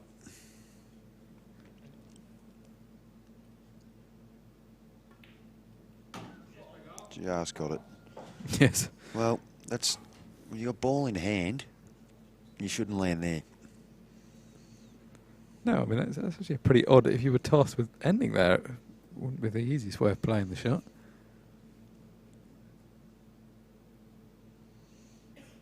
It's fine, of course, because he's got two, but he doesn't want to be using them up too early. It's a great shot. Yeah, that's well struck, isn't it?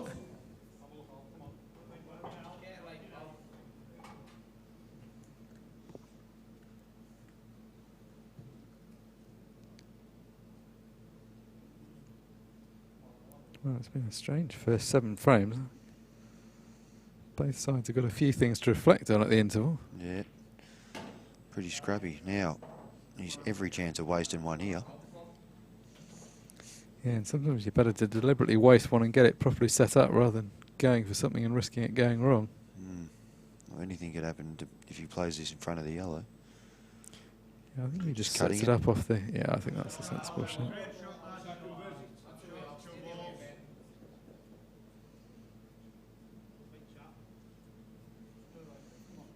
So one good shot here to get back for the last red. It's not a great angle. Coming back a bit close to it. He's cued very well. Needs to cue this one very well too. Yeah, just a bit closer to the side cushion than he wanted. Under normal circumstances, a formality, but we've seen the pressure these guys are under. Bit of head movement. Yeah, that's a bad twitch, isn't it? I mean, again, to give exactly the comment you did, we realise the pressure they're under, so we're not saying that it's inexcusable, but it's not what he wanted. No. So great, another great chance for Pat.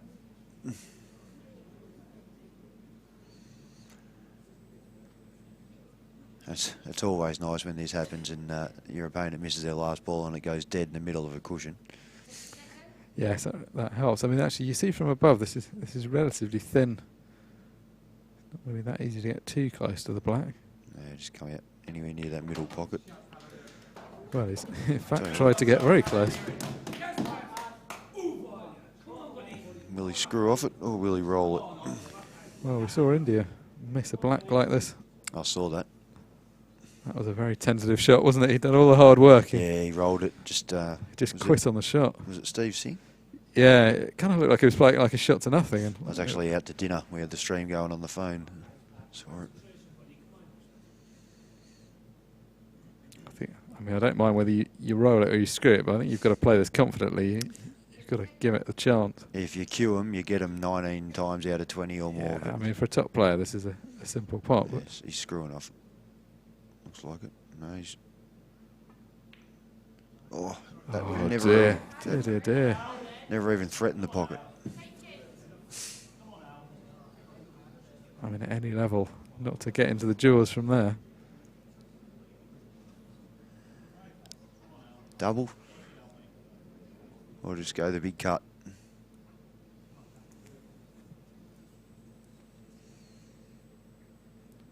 Here. Needs to hit the black firm. And he's done it well. Good shot.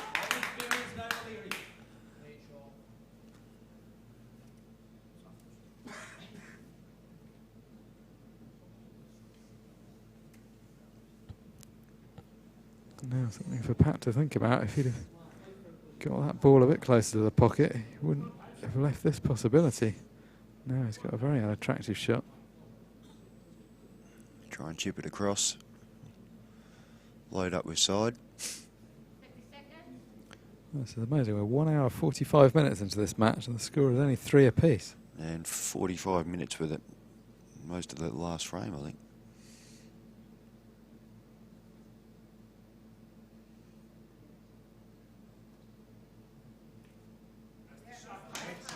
What a great shot. Yeah, harder than it looks playing it slowly like that. That's scary because it's out of your hands a little bit too. Yeah, you see the ball going and you're like, please stay on the right line. He did wipe half the finger marks out of the way before he played it. Yeah, you can see the finger marks from above. Table was ironed just before the match, so this is just 6 frames. Yeah, So the up and down. if he misses this, he's going to leave him across the table. Oh. Yeah, it was just almost impossible not to leave this ball, wasn't it? But this is still no easy shot under the circumstances. No, well, frankly, given the balls that have been missed so far, you'd hardly say this was a formality. One you should get, however. I mean, it's ironic, isn't it? If he pots this having missed that earlier, Black. Pot it, he does. There it is. Ireland have managed to come away with the lead after a 3-1 deficit. Well, With some pretty interesting pull from both teams. there's been some tense misses. We've seen the kind of tension that we expect from the team game, but we haven't seen so much in the England-India game. Right, the players are now on a 15-minute break. We'll be back with the commentary when they return.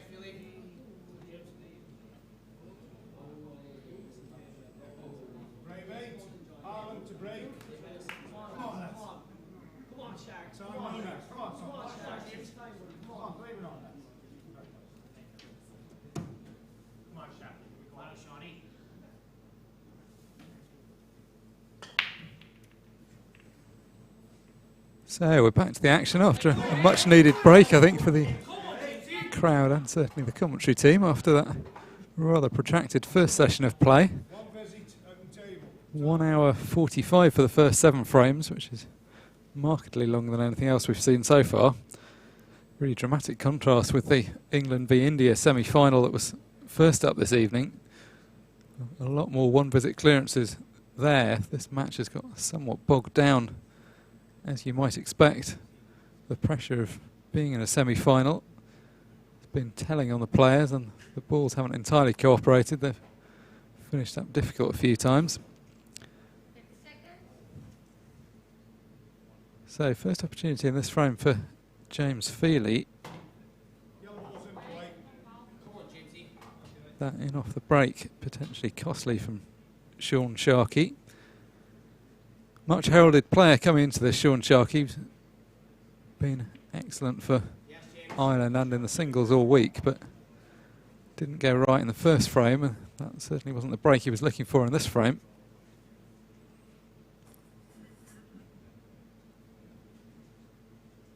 Without wishing to jinx it, having seen the way the rest of the match has gone so far, this looking like a very presentable opportunity for James Feely. I think everyone will be feeling the pressure, but James is at least someone that's been around and won a lot of stuff. He knows how it all works, so I think we'll be finding it a bit easier than some of the other guys to keep it all together when it matters.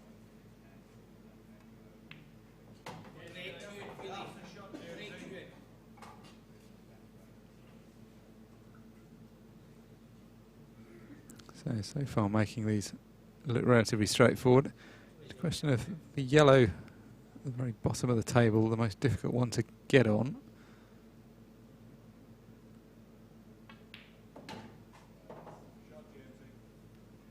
Now, has he got on it?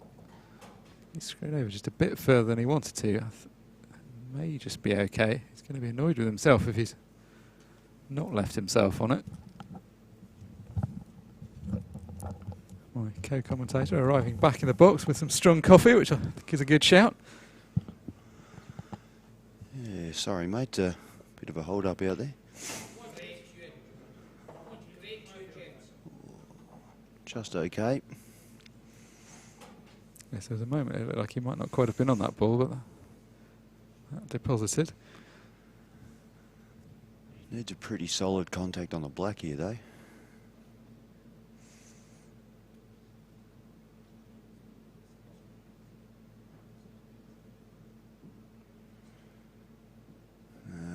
This will be the 8th frame, so it would have been Ireland's break.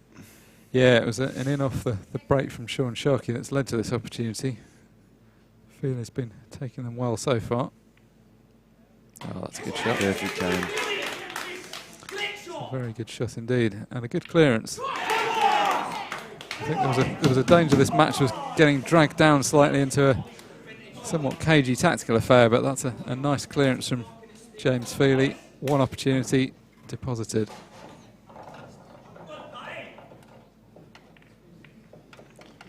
So 4-4. Next up we have Pat McCarron, Robert Brady. So these two have played once already. They played well, in fact, the lineup's looking remarkably similar. James Feely has played Sean Sharkey already, and Pat McCarron and Robert Brady was the second match in the first session as well. Teams allowed to put the players down in whatever order. They don't see the other side's order, so it's quite possible that you'll end up with similar matchups again. Jerry O'Gorman's coming off the bench for Ireland. He will be next.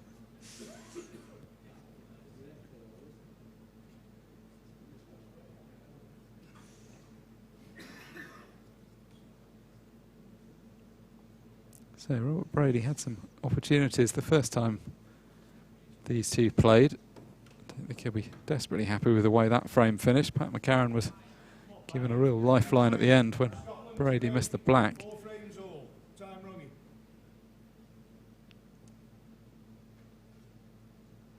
We've had the shaky round, so should all be settled in a little bit more.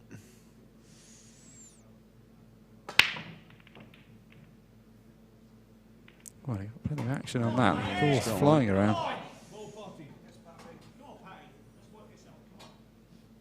So red ball down.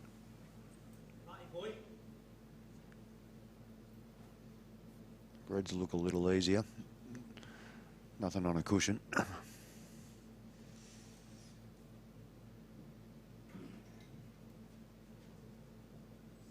little bit of work to do in the middle of the table though.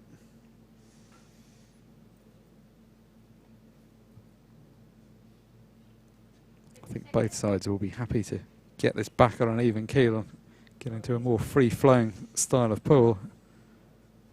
If anything, perhaps a sense of embarrassment for both teams. They might reflect that the standard of play wasn't quite as high as in the first semi-final. They know they're going to have to up it against England in the final, whichever of them go through.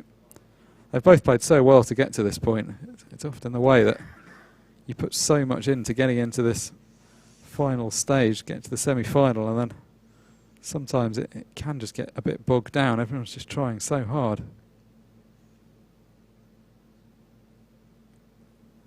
Yeah, they've been a solid team all week. Scotland and Ireland had a bit of a rough last day where they dropped. I think they dropped 2. That's a fantastic pot. They dropped 2 of their last 3 matches to miss out on the top 2 spot.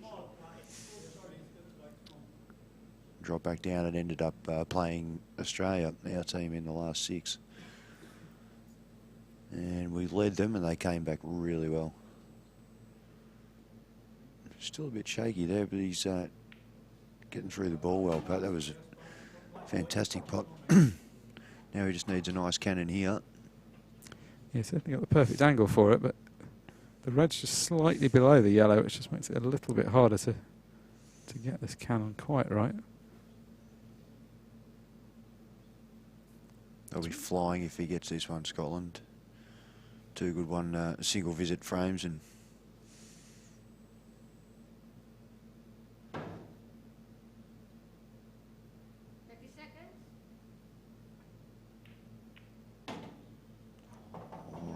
just left himself a bit of work now.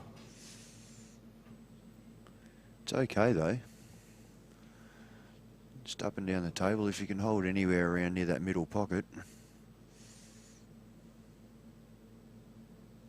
Yeah, there was always the risk with that cannon. It was going to be difficult to legislate for precisely where the white went. I think he'll settle for having a shot, although this is much thinner than he wanted.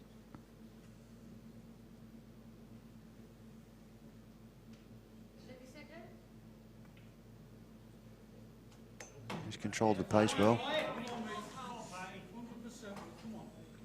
So just one more good pot stands between him. Awkward sort of shot. Yeah, that's exactly what it is. It's sort of awkward. I mean, it doesn't, in a sense, look that difficult, but it's sort of keying off the cushion at a slightly odd angle. It's a tricky little one.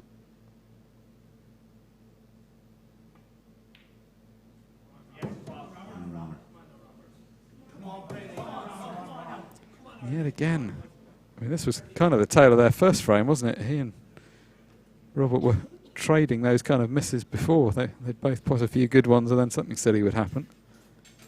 That's definitely been the tail of this match. Just too many opportunities on both sides. At this level, it's all about getting it done in one visit. You can't expect to have multiple opportunities all the time, and that's exactly what both sides have been relying on so far. Yeah, Robert really needs to take control of this frame now. It's a good start.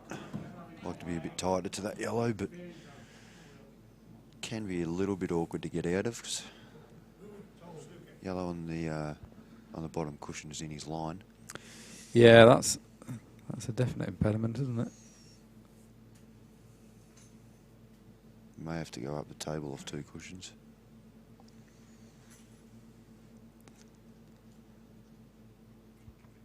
So a couple of the Mauritius team there in the crowd, along with Colby Paul and Joe Fante.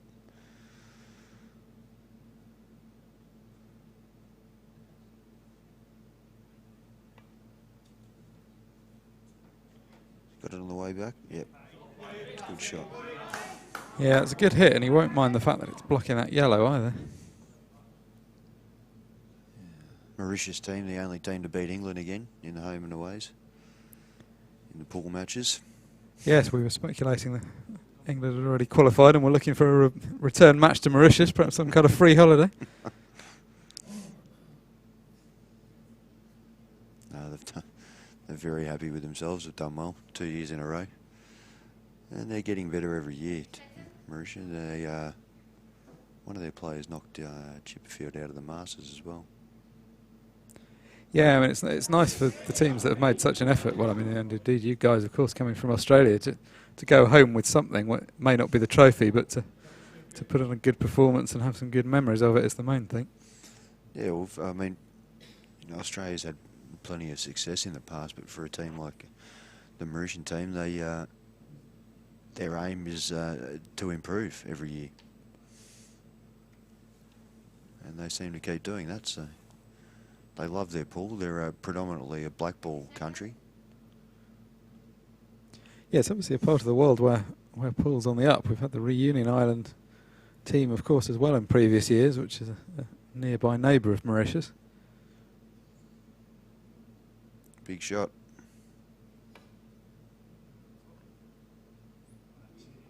Oh, that's a fantastic hit, Great isn't shot. it? Only 4 cushions.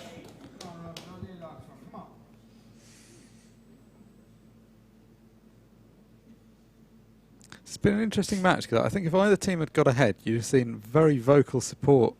You're hearing a few shouts, but both teams, to me, look a lot more subdued than they have in previous years. Heard a lot more shouting. I think the fact it's getting quite late at night and the match has just felt a little bit flat so far. It hasn't completely come alight yet. It's an interesting frame. This is it's really important for Robert Brady to win this.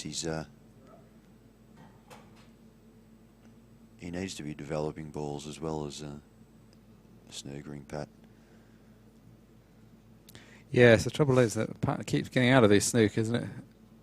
He's not really gained much of an advantage so far. Well, if he's going to keep getting out of them, you want to make sure you've got everything on. So when you get the opportunity, you don't need to go. Yeah, I mean, you've got to be thinking he's going to be tempted by another snooker, because he can just bump into this one, get this one out into open play.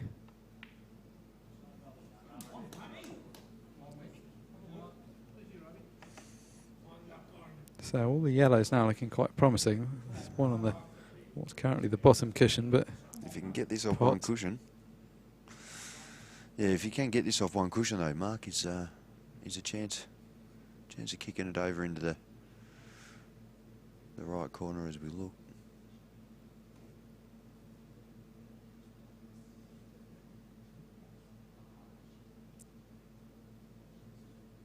No, just checking for a total. I've got a sneaking suspicion that it's not going to matter at all. no, no, indeed, it would be it's not a very likely shot to just rest on it. No, I don't think he's rolling up to it.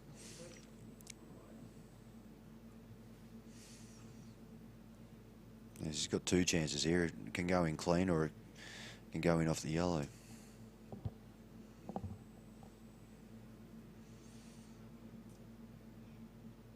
Yeah, actually, he's going to have to get a lot of side on this to get around the black, isn't he?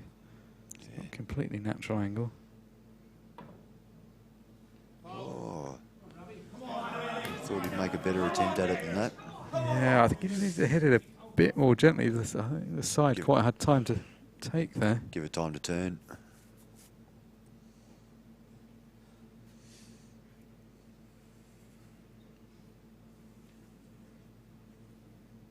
Well, Robert Brady's got what he wanted now, although he hasn't actually got that.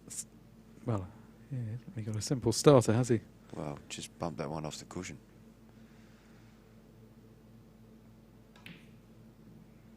Oh, that's...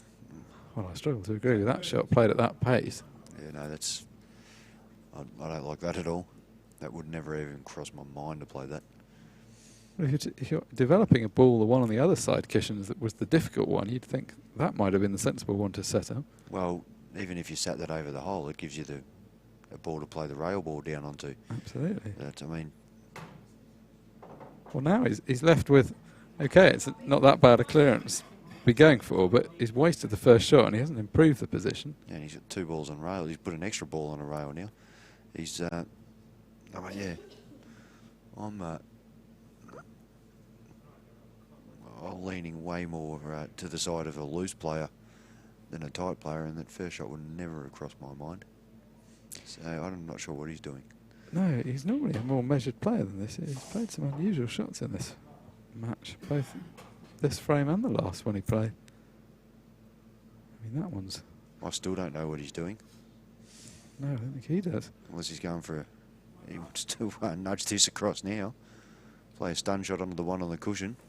I mean, this is a graphic example of the pressure these players are under, because he's a better player than he's looking so far.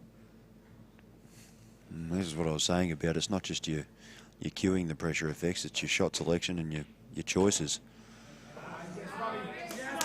Well, that's better. Well, he's lucky that it's turned out like that, I've got to say.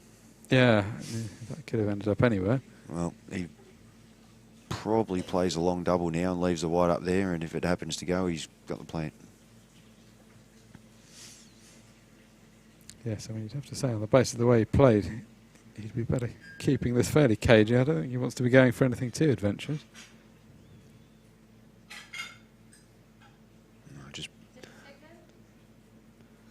All right, he's confused me again. He's going to try and play safety. And this looks pretty good. All right, that's a very good shot. Yeah. He's redeemed himself. Yes, well let him off.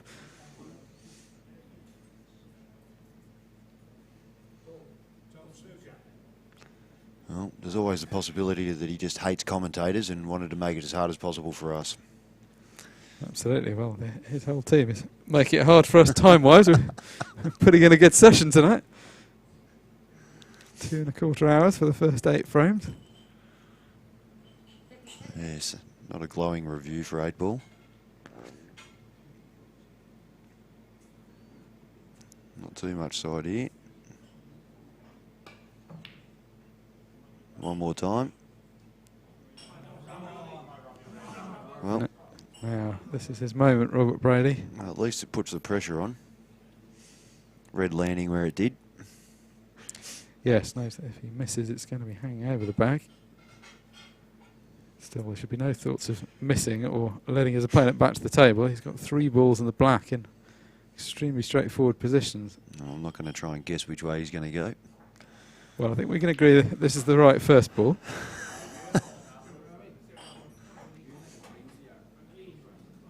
You've got to take the right one, surely.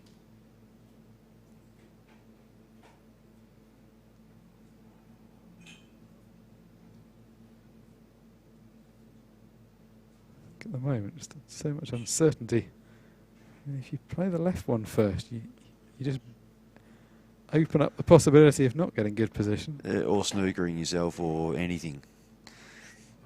Couldn't go wrong on the other one. Well, now you're running right away from the play. Even this is thin, isn't it? I mean, he can play all the way around the table, but I mean, why is he even needing to entertain doing If he that? took that ball first, he'd have one over the middle and have natural position on the black. So. I mean, he can't have thought he was going to miss that one to the right corner. It was a pretty straightforward shot. Just drop this in dead weight.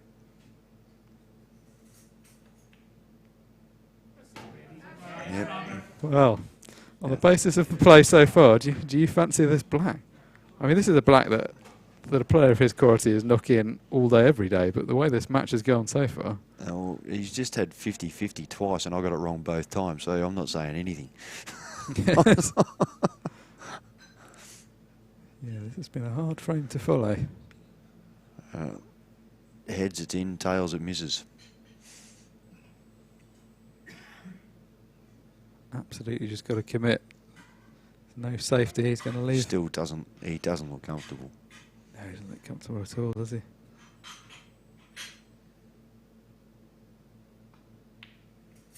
Credit where credit's due, though. Great He's pot. done what he needed to. And look at the emotion coming out there. Yeah, I think he's pretty excited about that one. So calm in demeanour when he's at the table, but look at the celebration. Good stuff. And this is what team pool's all about. This is why we love watching it. Yeah, that was an interesting finish. Well, I don't think we predicted a single shot correctly in that visit, but he did eventually get the job done. I really should know better. I've done enough of this to know to not try and predict too many shots, especially when people are under the pump. Yeah, I mean, it's a game where there's sometimes not a correct answer, although I think there were some incorrect answers in some of the frames we've seen tonight. Yeah, I'd like to say that he was maybe a couple of wrong choices, not necessarily wrong calls. So it does Matthew and Jerry. Yeah, so Jared O'Gorman we haven't seen before. Ireland's reserve making his first appearance in this match. So utilising a break cue with a bigger tip. Suggests he's going to be winding up for a big break.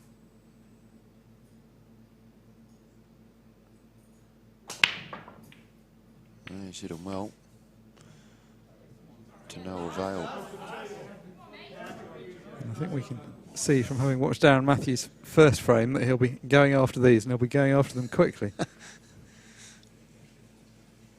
Yeah, maybe a couple of 10-second warnings for him, but that'll be about it. Yes. Great to watch when he's in full flight. Yeah.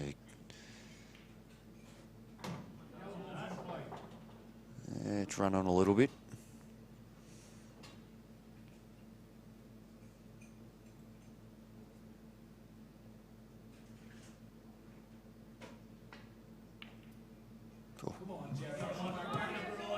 Well, I must say, I'm struggling to follow this match. The first positional shot made no sense to me, and that missed pot made no sense to me. The first one was all right. He just overhit it, but there's a good chance here for Jerry's. If he's too thin on those, he's got the one up the top into a big pocket. Oh. Just looking at the cut.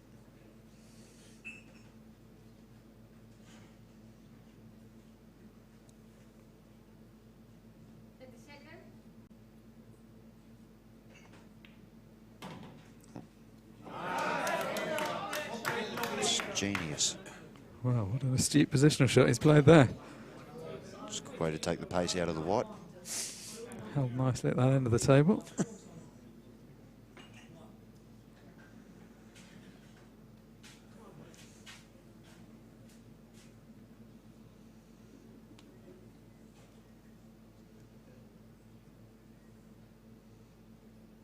Black ball might be his biggest challenge.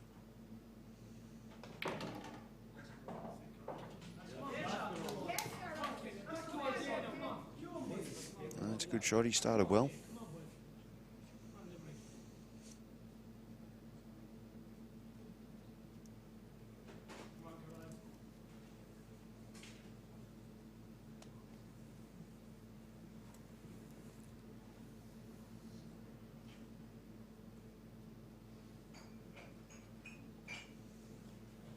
Black ball's going to be an issue. So if he stays on that sort of line when he comes down, gets a bit closer, cuts the outside red in down the bottom and just moves the yellow to the left of the black.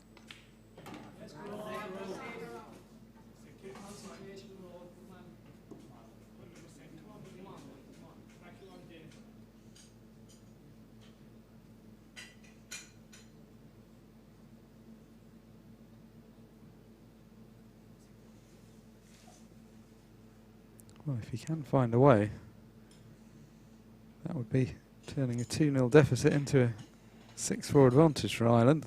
Momentum definitely with them. Yeah, with only 2 to go. Yeah, first to 8, of course, in this match.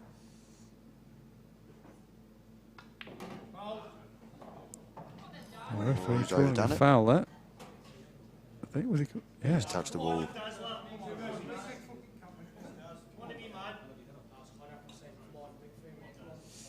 Oh, that's a bit rough if he's touched one. Yeah, I think he must have done. And Darren will make short work of these with 2 shots. Yeah, well, that could be a very significant turning point. The difference between 6-4 and 5 all. Just the fact that he put his shirt on a ball. It's horrible, isn't it? He's come in as the reserve. This is his first and only frame in the match. If it ends for that reason. Yeah, very unfortunate.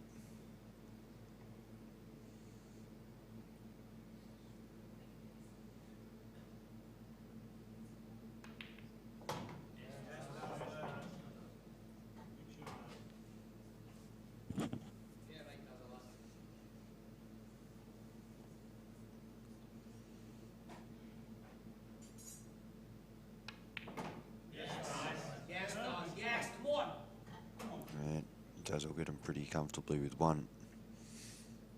Teammates willing him on. Almost sound of desperation in their voice. Come on, Darren, just get these balls down. He was looking at going up the top then. Yes, I think that would have been an unnecessary choice of shot. Yeah, I think this is a better option. He's cued that well.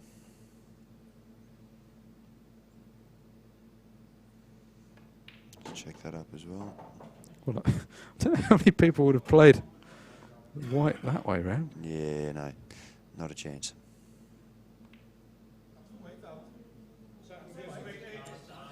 That'll do. A couple of unusual shots thrown in just to get us off balance again, but ultimately a good clearance from Darren Matthew. So that costly foul from Gerard O'Gorman spoils his team's opportunity to go 2 frames up. The score's level now at 5 apiece. All right. And Matt Brennan, David McQuillan again. Well, the last incarnation of this one had some unusual shots as well, so Certainly did. I don't fancy our chances of predicting it any better this time round. No, we'll leave that alone. Perhaps we'll just have a chat amongst ourselves and let them get on with the pool. I think we're troubling ourselves unnecessarily trying to figure out what's happening here. We'll discuss it when it's finished. I'll tell you the score at the end.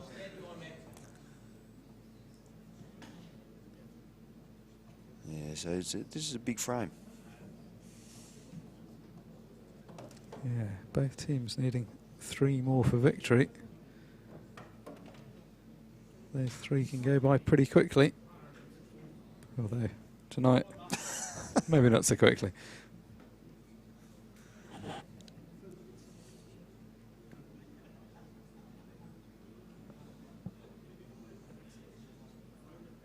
He's happy with him this time. Frame 11, Scotland to break. 5 frames all. Time running. So Matt to break.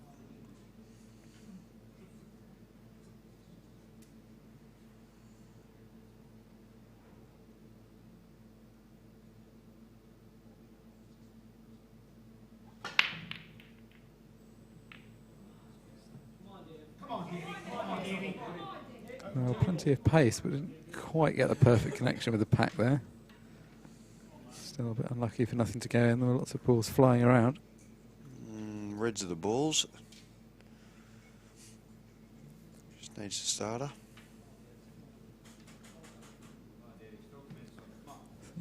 Dave will be a bit disappointed with the way the first frame between these 2 panned out. He will likely think he should have won that one, so this is his chance to make amends.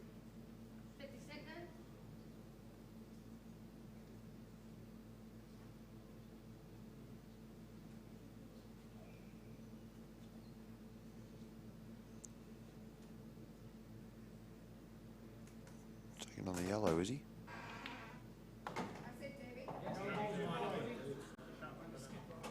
Well, I liked reds myself, but yes, this is what would I know? interesting. This yellow bottom right is not ideally positioned, is it? no, both these teams have just constantly and continuously made me look stupid so far. It's good. Well, an unusual tactical playbook they've both adopted tonight.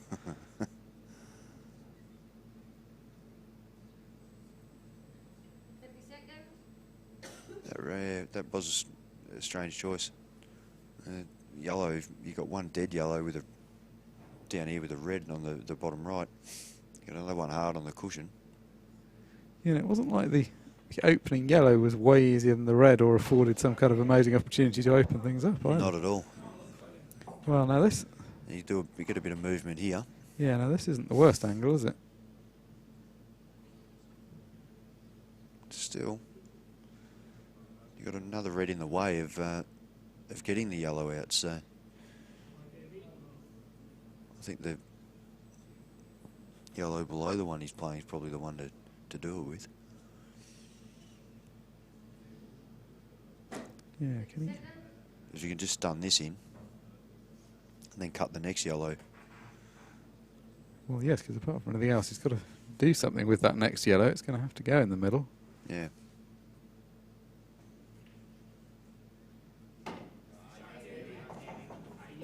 Okay, no, he's not doing that. Well, if I got $1 million for picking patterns tonight, I'd still be broke. They've confused me just about every time, Mark. This is very odd, isn't it? It's like, I don't know, just because the way the game started, it's like everyone started playing a different way from normal.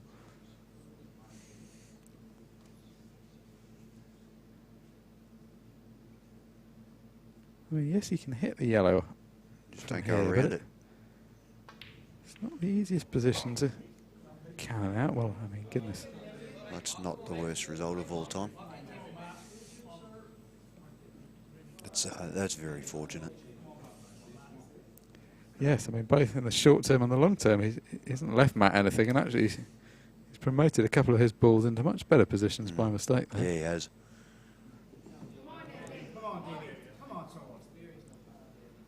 So Matt with no choice but to try to tie that yellow up again, which he's slightly done, but not completely. So David will just run off it.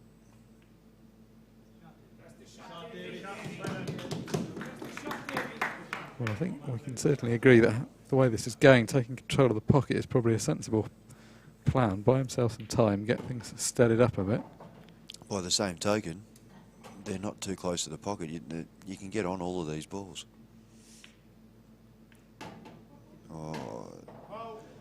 Well, it may not matter too much that he's potted it. Yes, I mean a bit. It doesn't look like a foul snooker from here.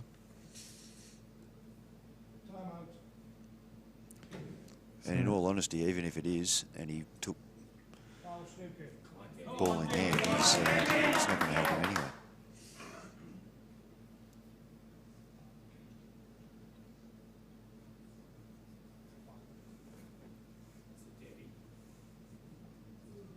Which is what he's done.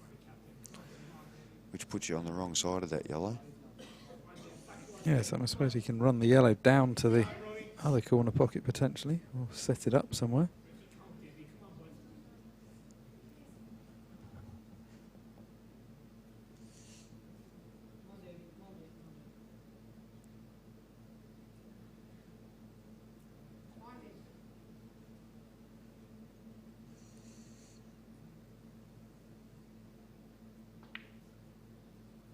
Well, I mean, that's just a wild shot. How has he missed it by that far? This is, yeah,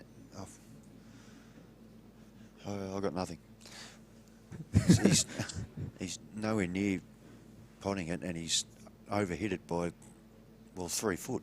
I mean, when you've got ball in hand, that shot that would otherwise have been quite difficult, you can put the cue ball right behind it and make sure you get into the jaws of the pocket at least. But where was he trying to land?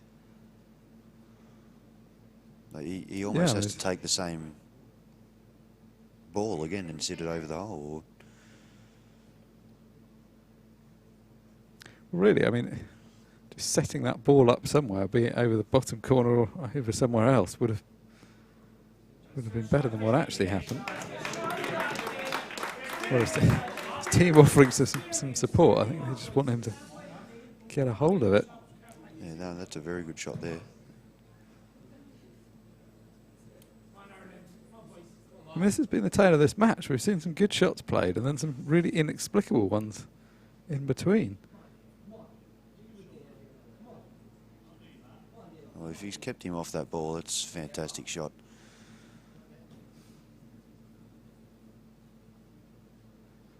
Now, I think David would have liked this ball to be second last ball to get on the yellow so he wouldn't have to open him up. But now he just sits this over the pocket. Oh, it's not quite enough. No, it was the right shot. He's played it relatively well, but it would have been better if the yellow was right over the pocket.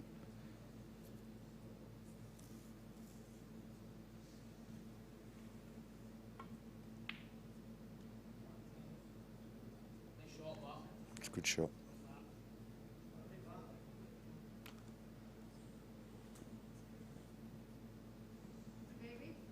Time out. So another decision for the referee about whether this is a total snooker, and he confirms that it is. If it is, it's a very good shot.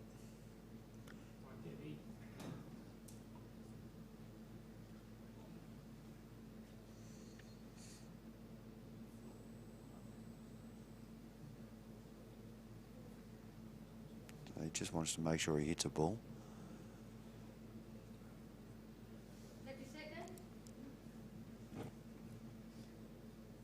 Don't want to be giving away 2 shots here because it'll be your last visit. Yeah, and he doesn't really want to move this ball too much either. That's a good shot. He didn't really want to knock that ball away from the pocket, which it would have been quite easy to do from that. Had that gone in, he's a good chance of going game. Yeah. It's a good shot at the middle there, off the red as well. Yeah, I mean, that worked out well. In or over was a good result for him. Mm.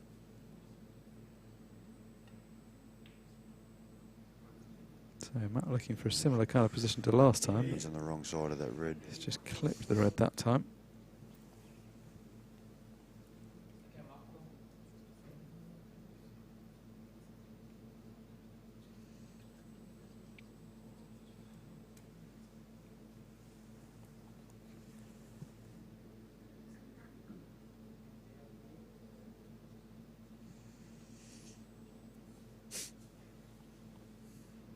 David just weighing up whether to open it up or not, or where he can get. If he can get right behind that the yellow in between the reds, he'll be in great shape. Yes, I mean, you'd feel opening up his difficult one wouldn't be too bad, so long as he can try and knock that red safe in the process.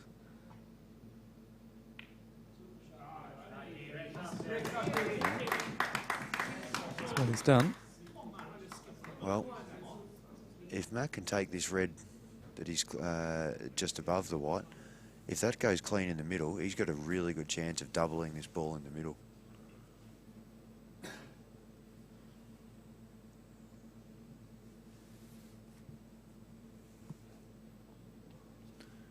Certainly not a lot of safety there for him.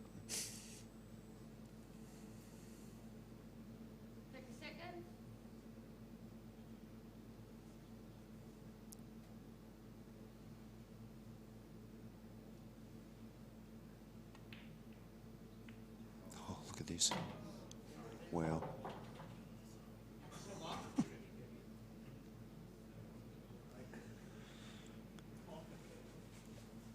It's like we're watching a different game tonight. That was, yeah, that was something else. Well, I just need a few more of those and we'll be done. Well, I mean, you just played a cannon off 2 balls. And Yes. a double off 1 ball can't be too hard.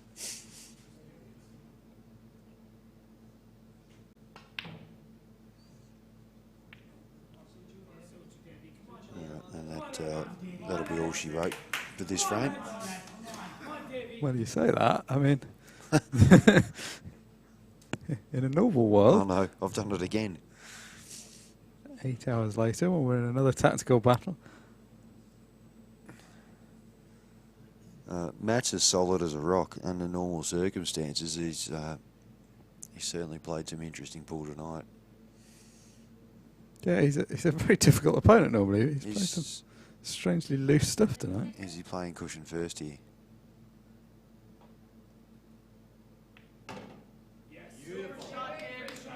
Well, now it's missable. Yes, I mean, given that, it seemed like maybe it was easier just to play the one on the other side that he could see. Yeah, and drop it in. Then just play the little plant. So this requires some cueing. He's overcut it now. Now he's left a gap there. And not only that, he's left him on a double. Well, I did warn you against the rash prediction. Just because he had two pockets covered and Yeah, the ball in the middle of the table, there's no reason to assume he was going to clear them off. Sorry, Mark, I don't know what I was thinking. So how do we go about this? We've got the option of the double, or Double it and you try and hold the white and stay somewhere underneath this red. so yeah, that's the pocket for the black that we're looking at.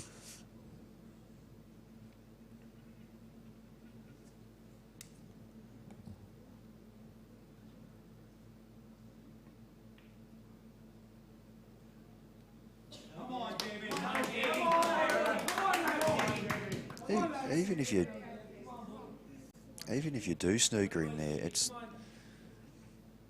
not that difficult to get out of. And if he doesn't, you've still got 3 dead balls, relatively dead balls. So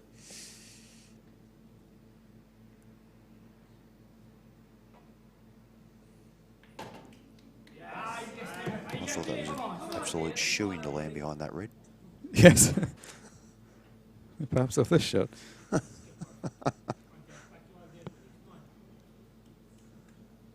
Which pocket's the black going in, Mark?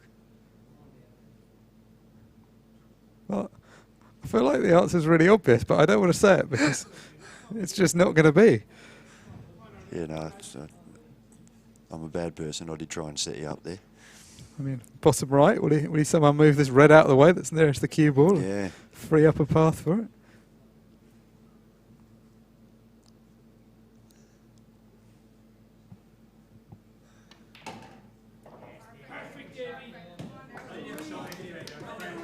Okay. That's not awesome, but it's good enough.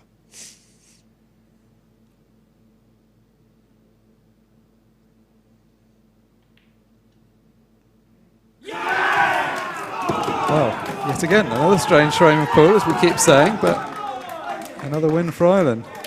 Matt Brannan will be wondering what's going on in his head. Yes, I mean, Matt was playing the marginally more conventional stuff, but even he played a couple of unusual ones by his standard.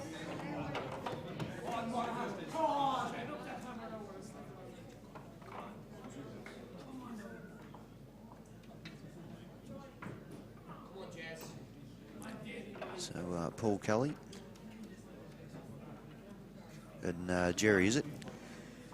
Yes, Jerry, we didn't see much of in the first frame. He only had one shot and then the frame was done. Paul looked the shakiest early on. Yes, I mean, he did win his first frame, but as you say, not always convincing.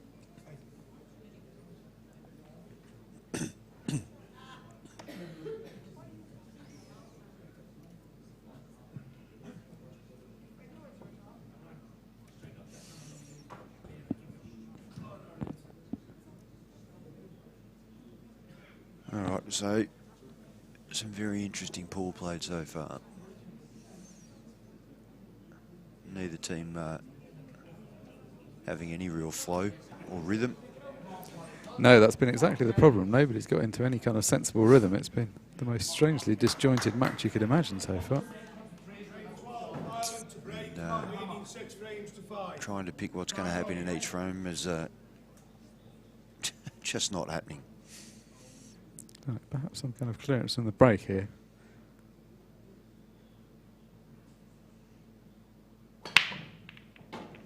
Oh, that's a great break. Well, they look good.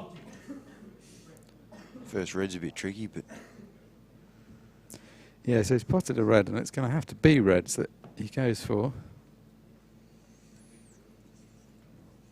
Red ball's in play.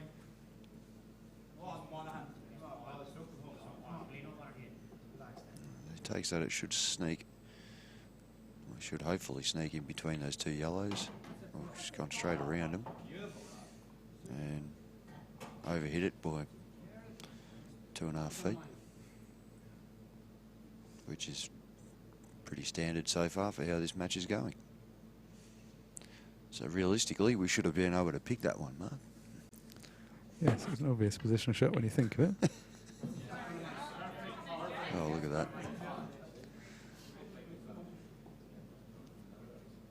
Slightly worries me when someone covers a pocket. It just makes me think about another half an hour is going to be required to unpick the situation again. Can he play that yellow straight off that red?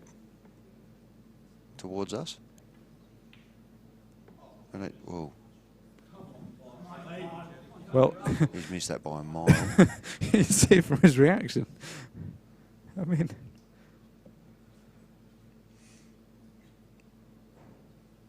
yes, there's a lot of pressure, but this is the semi-final of the World Championships. These are the finest players in the world normally. And those...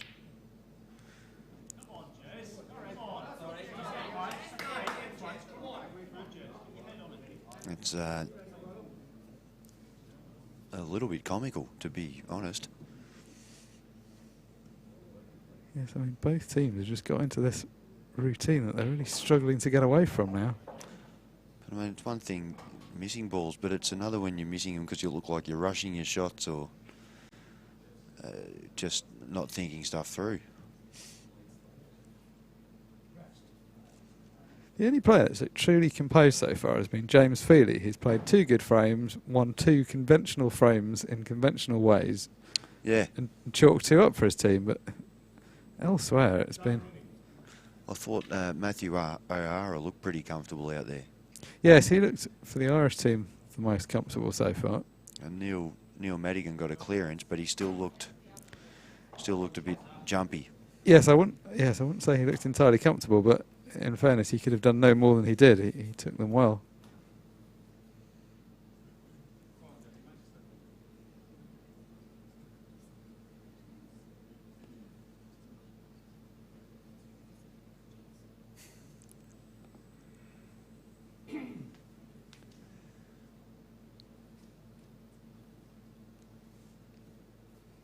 Just seems to be a really good player, Jerry Canning. I watched him before on the tour, and this queuing style just looks such an incredibly bad idea, but he's very good about it still. I mean, it's odd. It looks like nothing is supporting it. He's got the bridge above rather than below the queue. Well, if it looks like it's a really bad idea, it'll probably work wonders in this match. Yes. There's been plenty of bad ideas.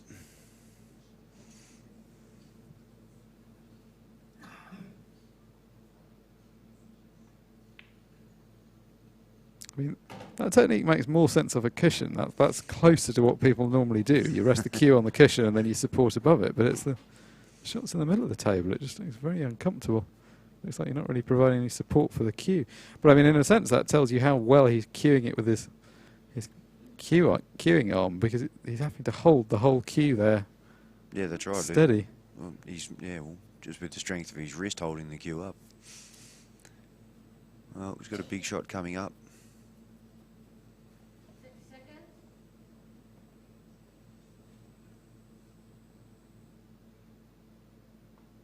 That just looks really strange from there, didn't it? Yeah, I remember the first time I watched him, I just didn't understand. And I have to say, you see something like that, and you don't really peg him to be as good a player as he is. And I mean, the fact he's playing from Scotland and he's a good player on the tour. I mean, he's a serious player, but a sort of deceptive style. Yeah, can throw you.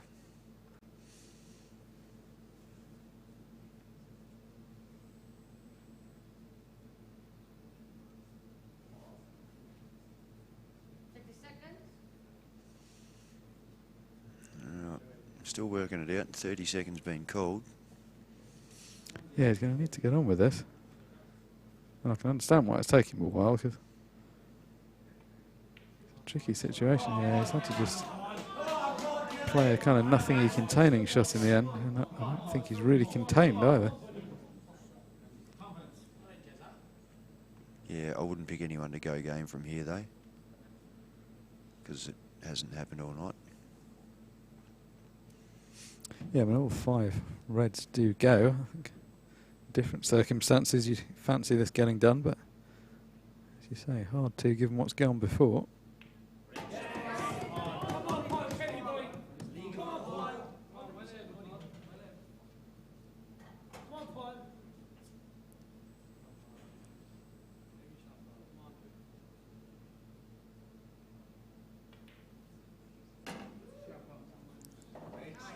Oh, that's not ideal. No, he wanted to be on the one down the right-hand side cushion. If he come the other side of that yellow or bump into the yellow, he's okay, but Yeah, he's got a big behind shot. it's no good. Big shot to play now. And I don't want to back against him, but he's probably looked the shakiest out of the bunch so far.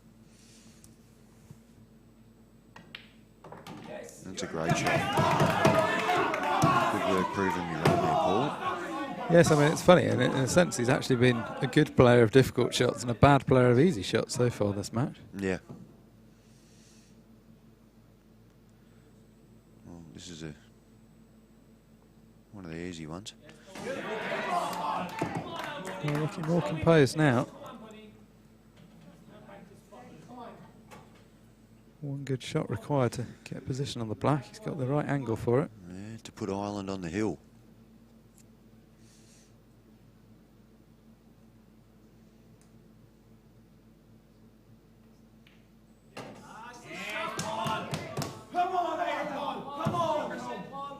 Just needs to cue one shot.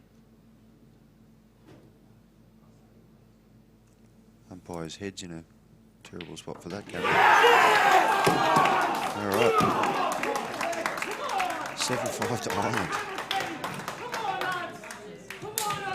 And 100% cannot say for sure which team's played better. No, it's very hard to say what the scoreline should be. I mean, I think probably this isn't completely unrepresentative of how it's gone so far. I mean, it could be vastly different either way around, really. With how they've played to what they're capable of, they probably should both be 4 frames behind. Yes. Yes, I can think of 3, maybe 4 good frames. I think the scoreline should probably be about 2-1 at the moment. Although, frankly, given we've been playing for 3 hours, it should arguably be a lot more than it already is. All right, so it's Neil and Scott, is it?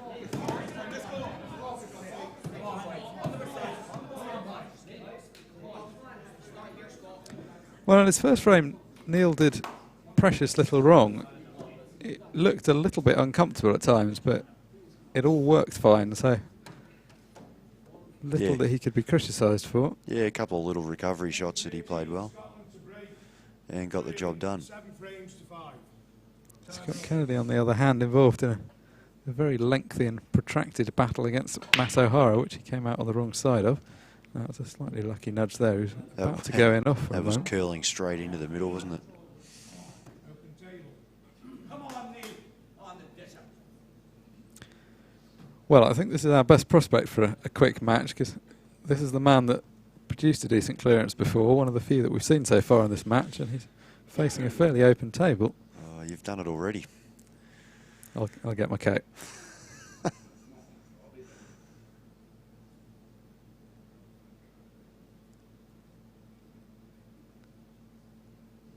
Yeah, Reds are all pretty open, aren't they?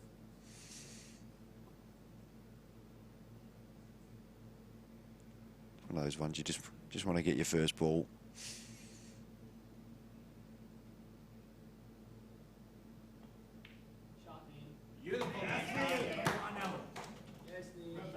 How's he landed?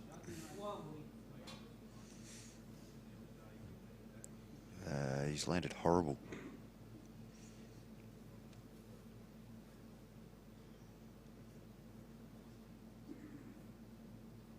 Probably about as awkward as he could have landed there. Just chop that red up the rail. Yeah, what you wouldn't give to be a few inches further away from this ball. Yeah.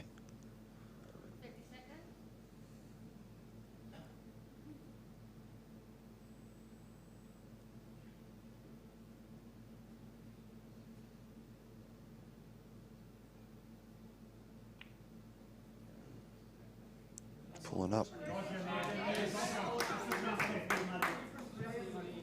Well, if you're going to leave it anywhere, it's not the worst place, but that was a presentable opportunity for a clearance. Yeah, he won't be too concerned, but he'll be disappointed. So has his last experience of a tactical frame put Scott Kennedy off getting involved in another one?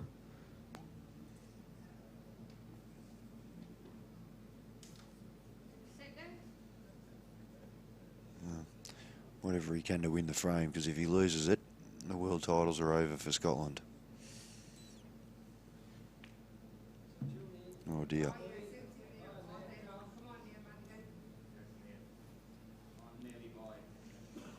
Come on, Ian, stroke them home, son. Come on. That was a disappointing result. Yeah, that was a wasted opportunity. Achieved nothing with that shot.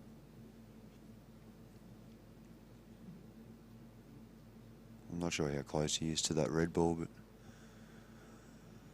if you can just chip it, he can play it off the yellow. 50 seconds. Oh, Yeah, he's got it very far close. enough.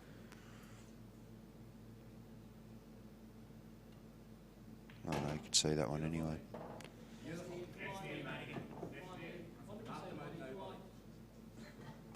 Well, his teammate shouting 100%. I don't think they've watched the rest of the match if they think that anything in this match is going to be 100%. Yeah, I don't know if I want to watch it back. No, but of course, for whichever team wins, that it almost doesn't matter. Like the function of a semi-final in many ways is just getting to the final. Once you do that, that's all that matters. Yeah. The team that loses, though, I mean, whichever team loses is going to feel that they could so easily have won. They each had a hatful of chances. Oh yeah, there's been loads of opportunity. So, bit of a tricky shot here.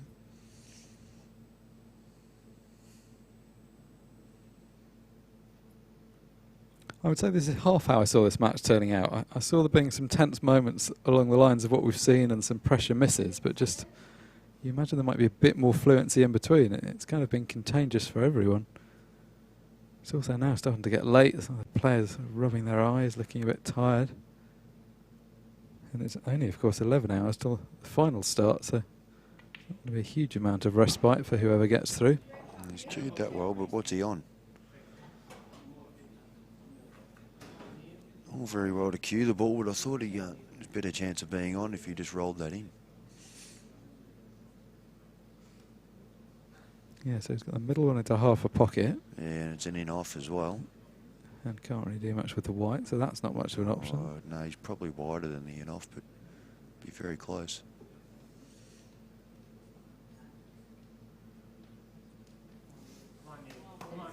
Play red off the red.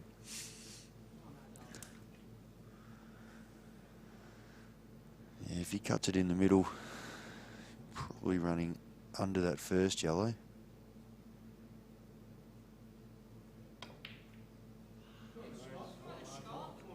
I didn't have a look on from where we were, but it must have been. No, it didn't. I think his options were fairly limited.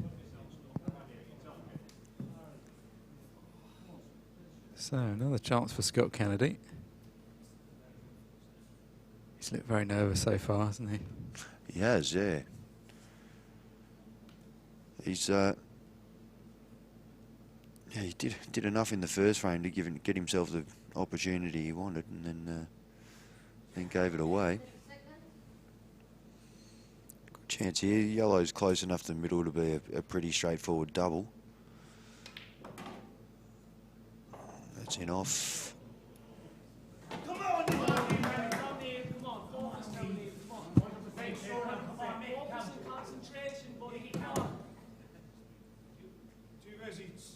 So Neil Madigan, 2 visits, 3 reds in the open, black in no trouble at all.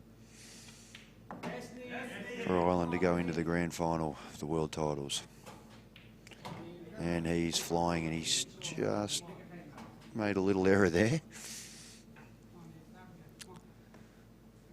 It's very silly not taking your time here. Just going to run it up and down. And he's underhit it. Just bump this out into the middle of the table. Here's his second, knock it in.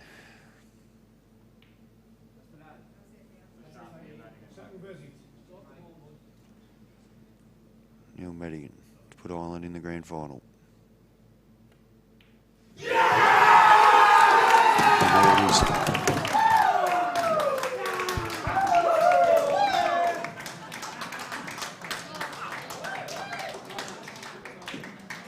Ladies and gentlemen, we expected that to be a hard-fought, and it certainly was.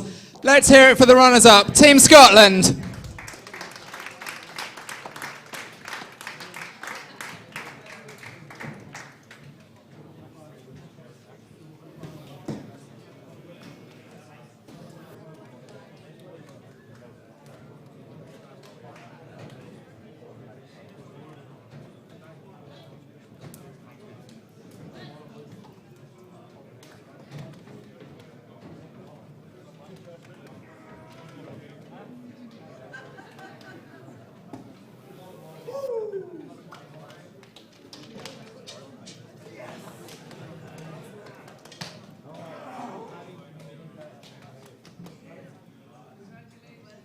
Let's grab a word, if we can, with the Irish captain.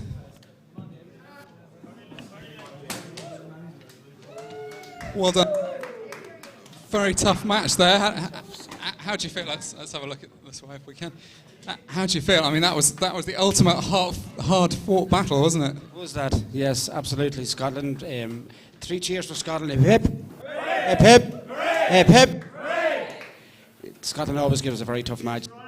They beat us in the round robin, and we knew it was going to be a tough match. Delighted to get through. And what do you feel about the final? You know what you're getting with Team England. Yeah, we'll get a reaction from tonight, and we'll regroup and start tomorrow. Well, you've got 11 hours till you come back on. Go and get a good night's sleep. Good luck in the morning. Let's hear it for the winners. Team Ireland.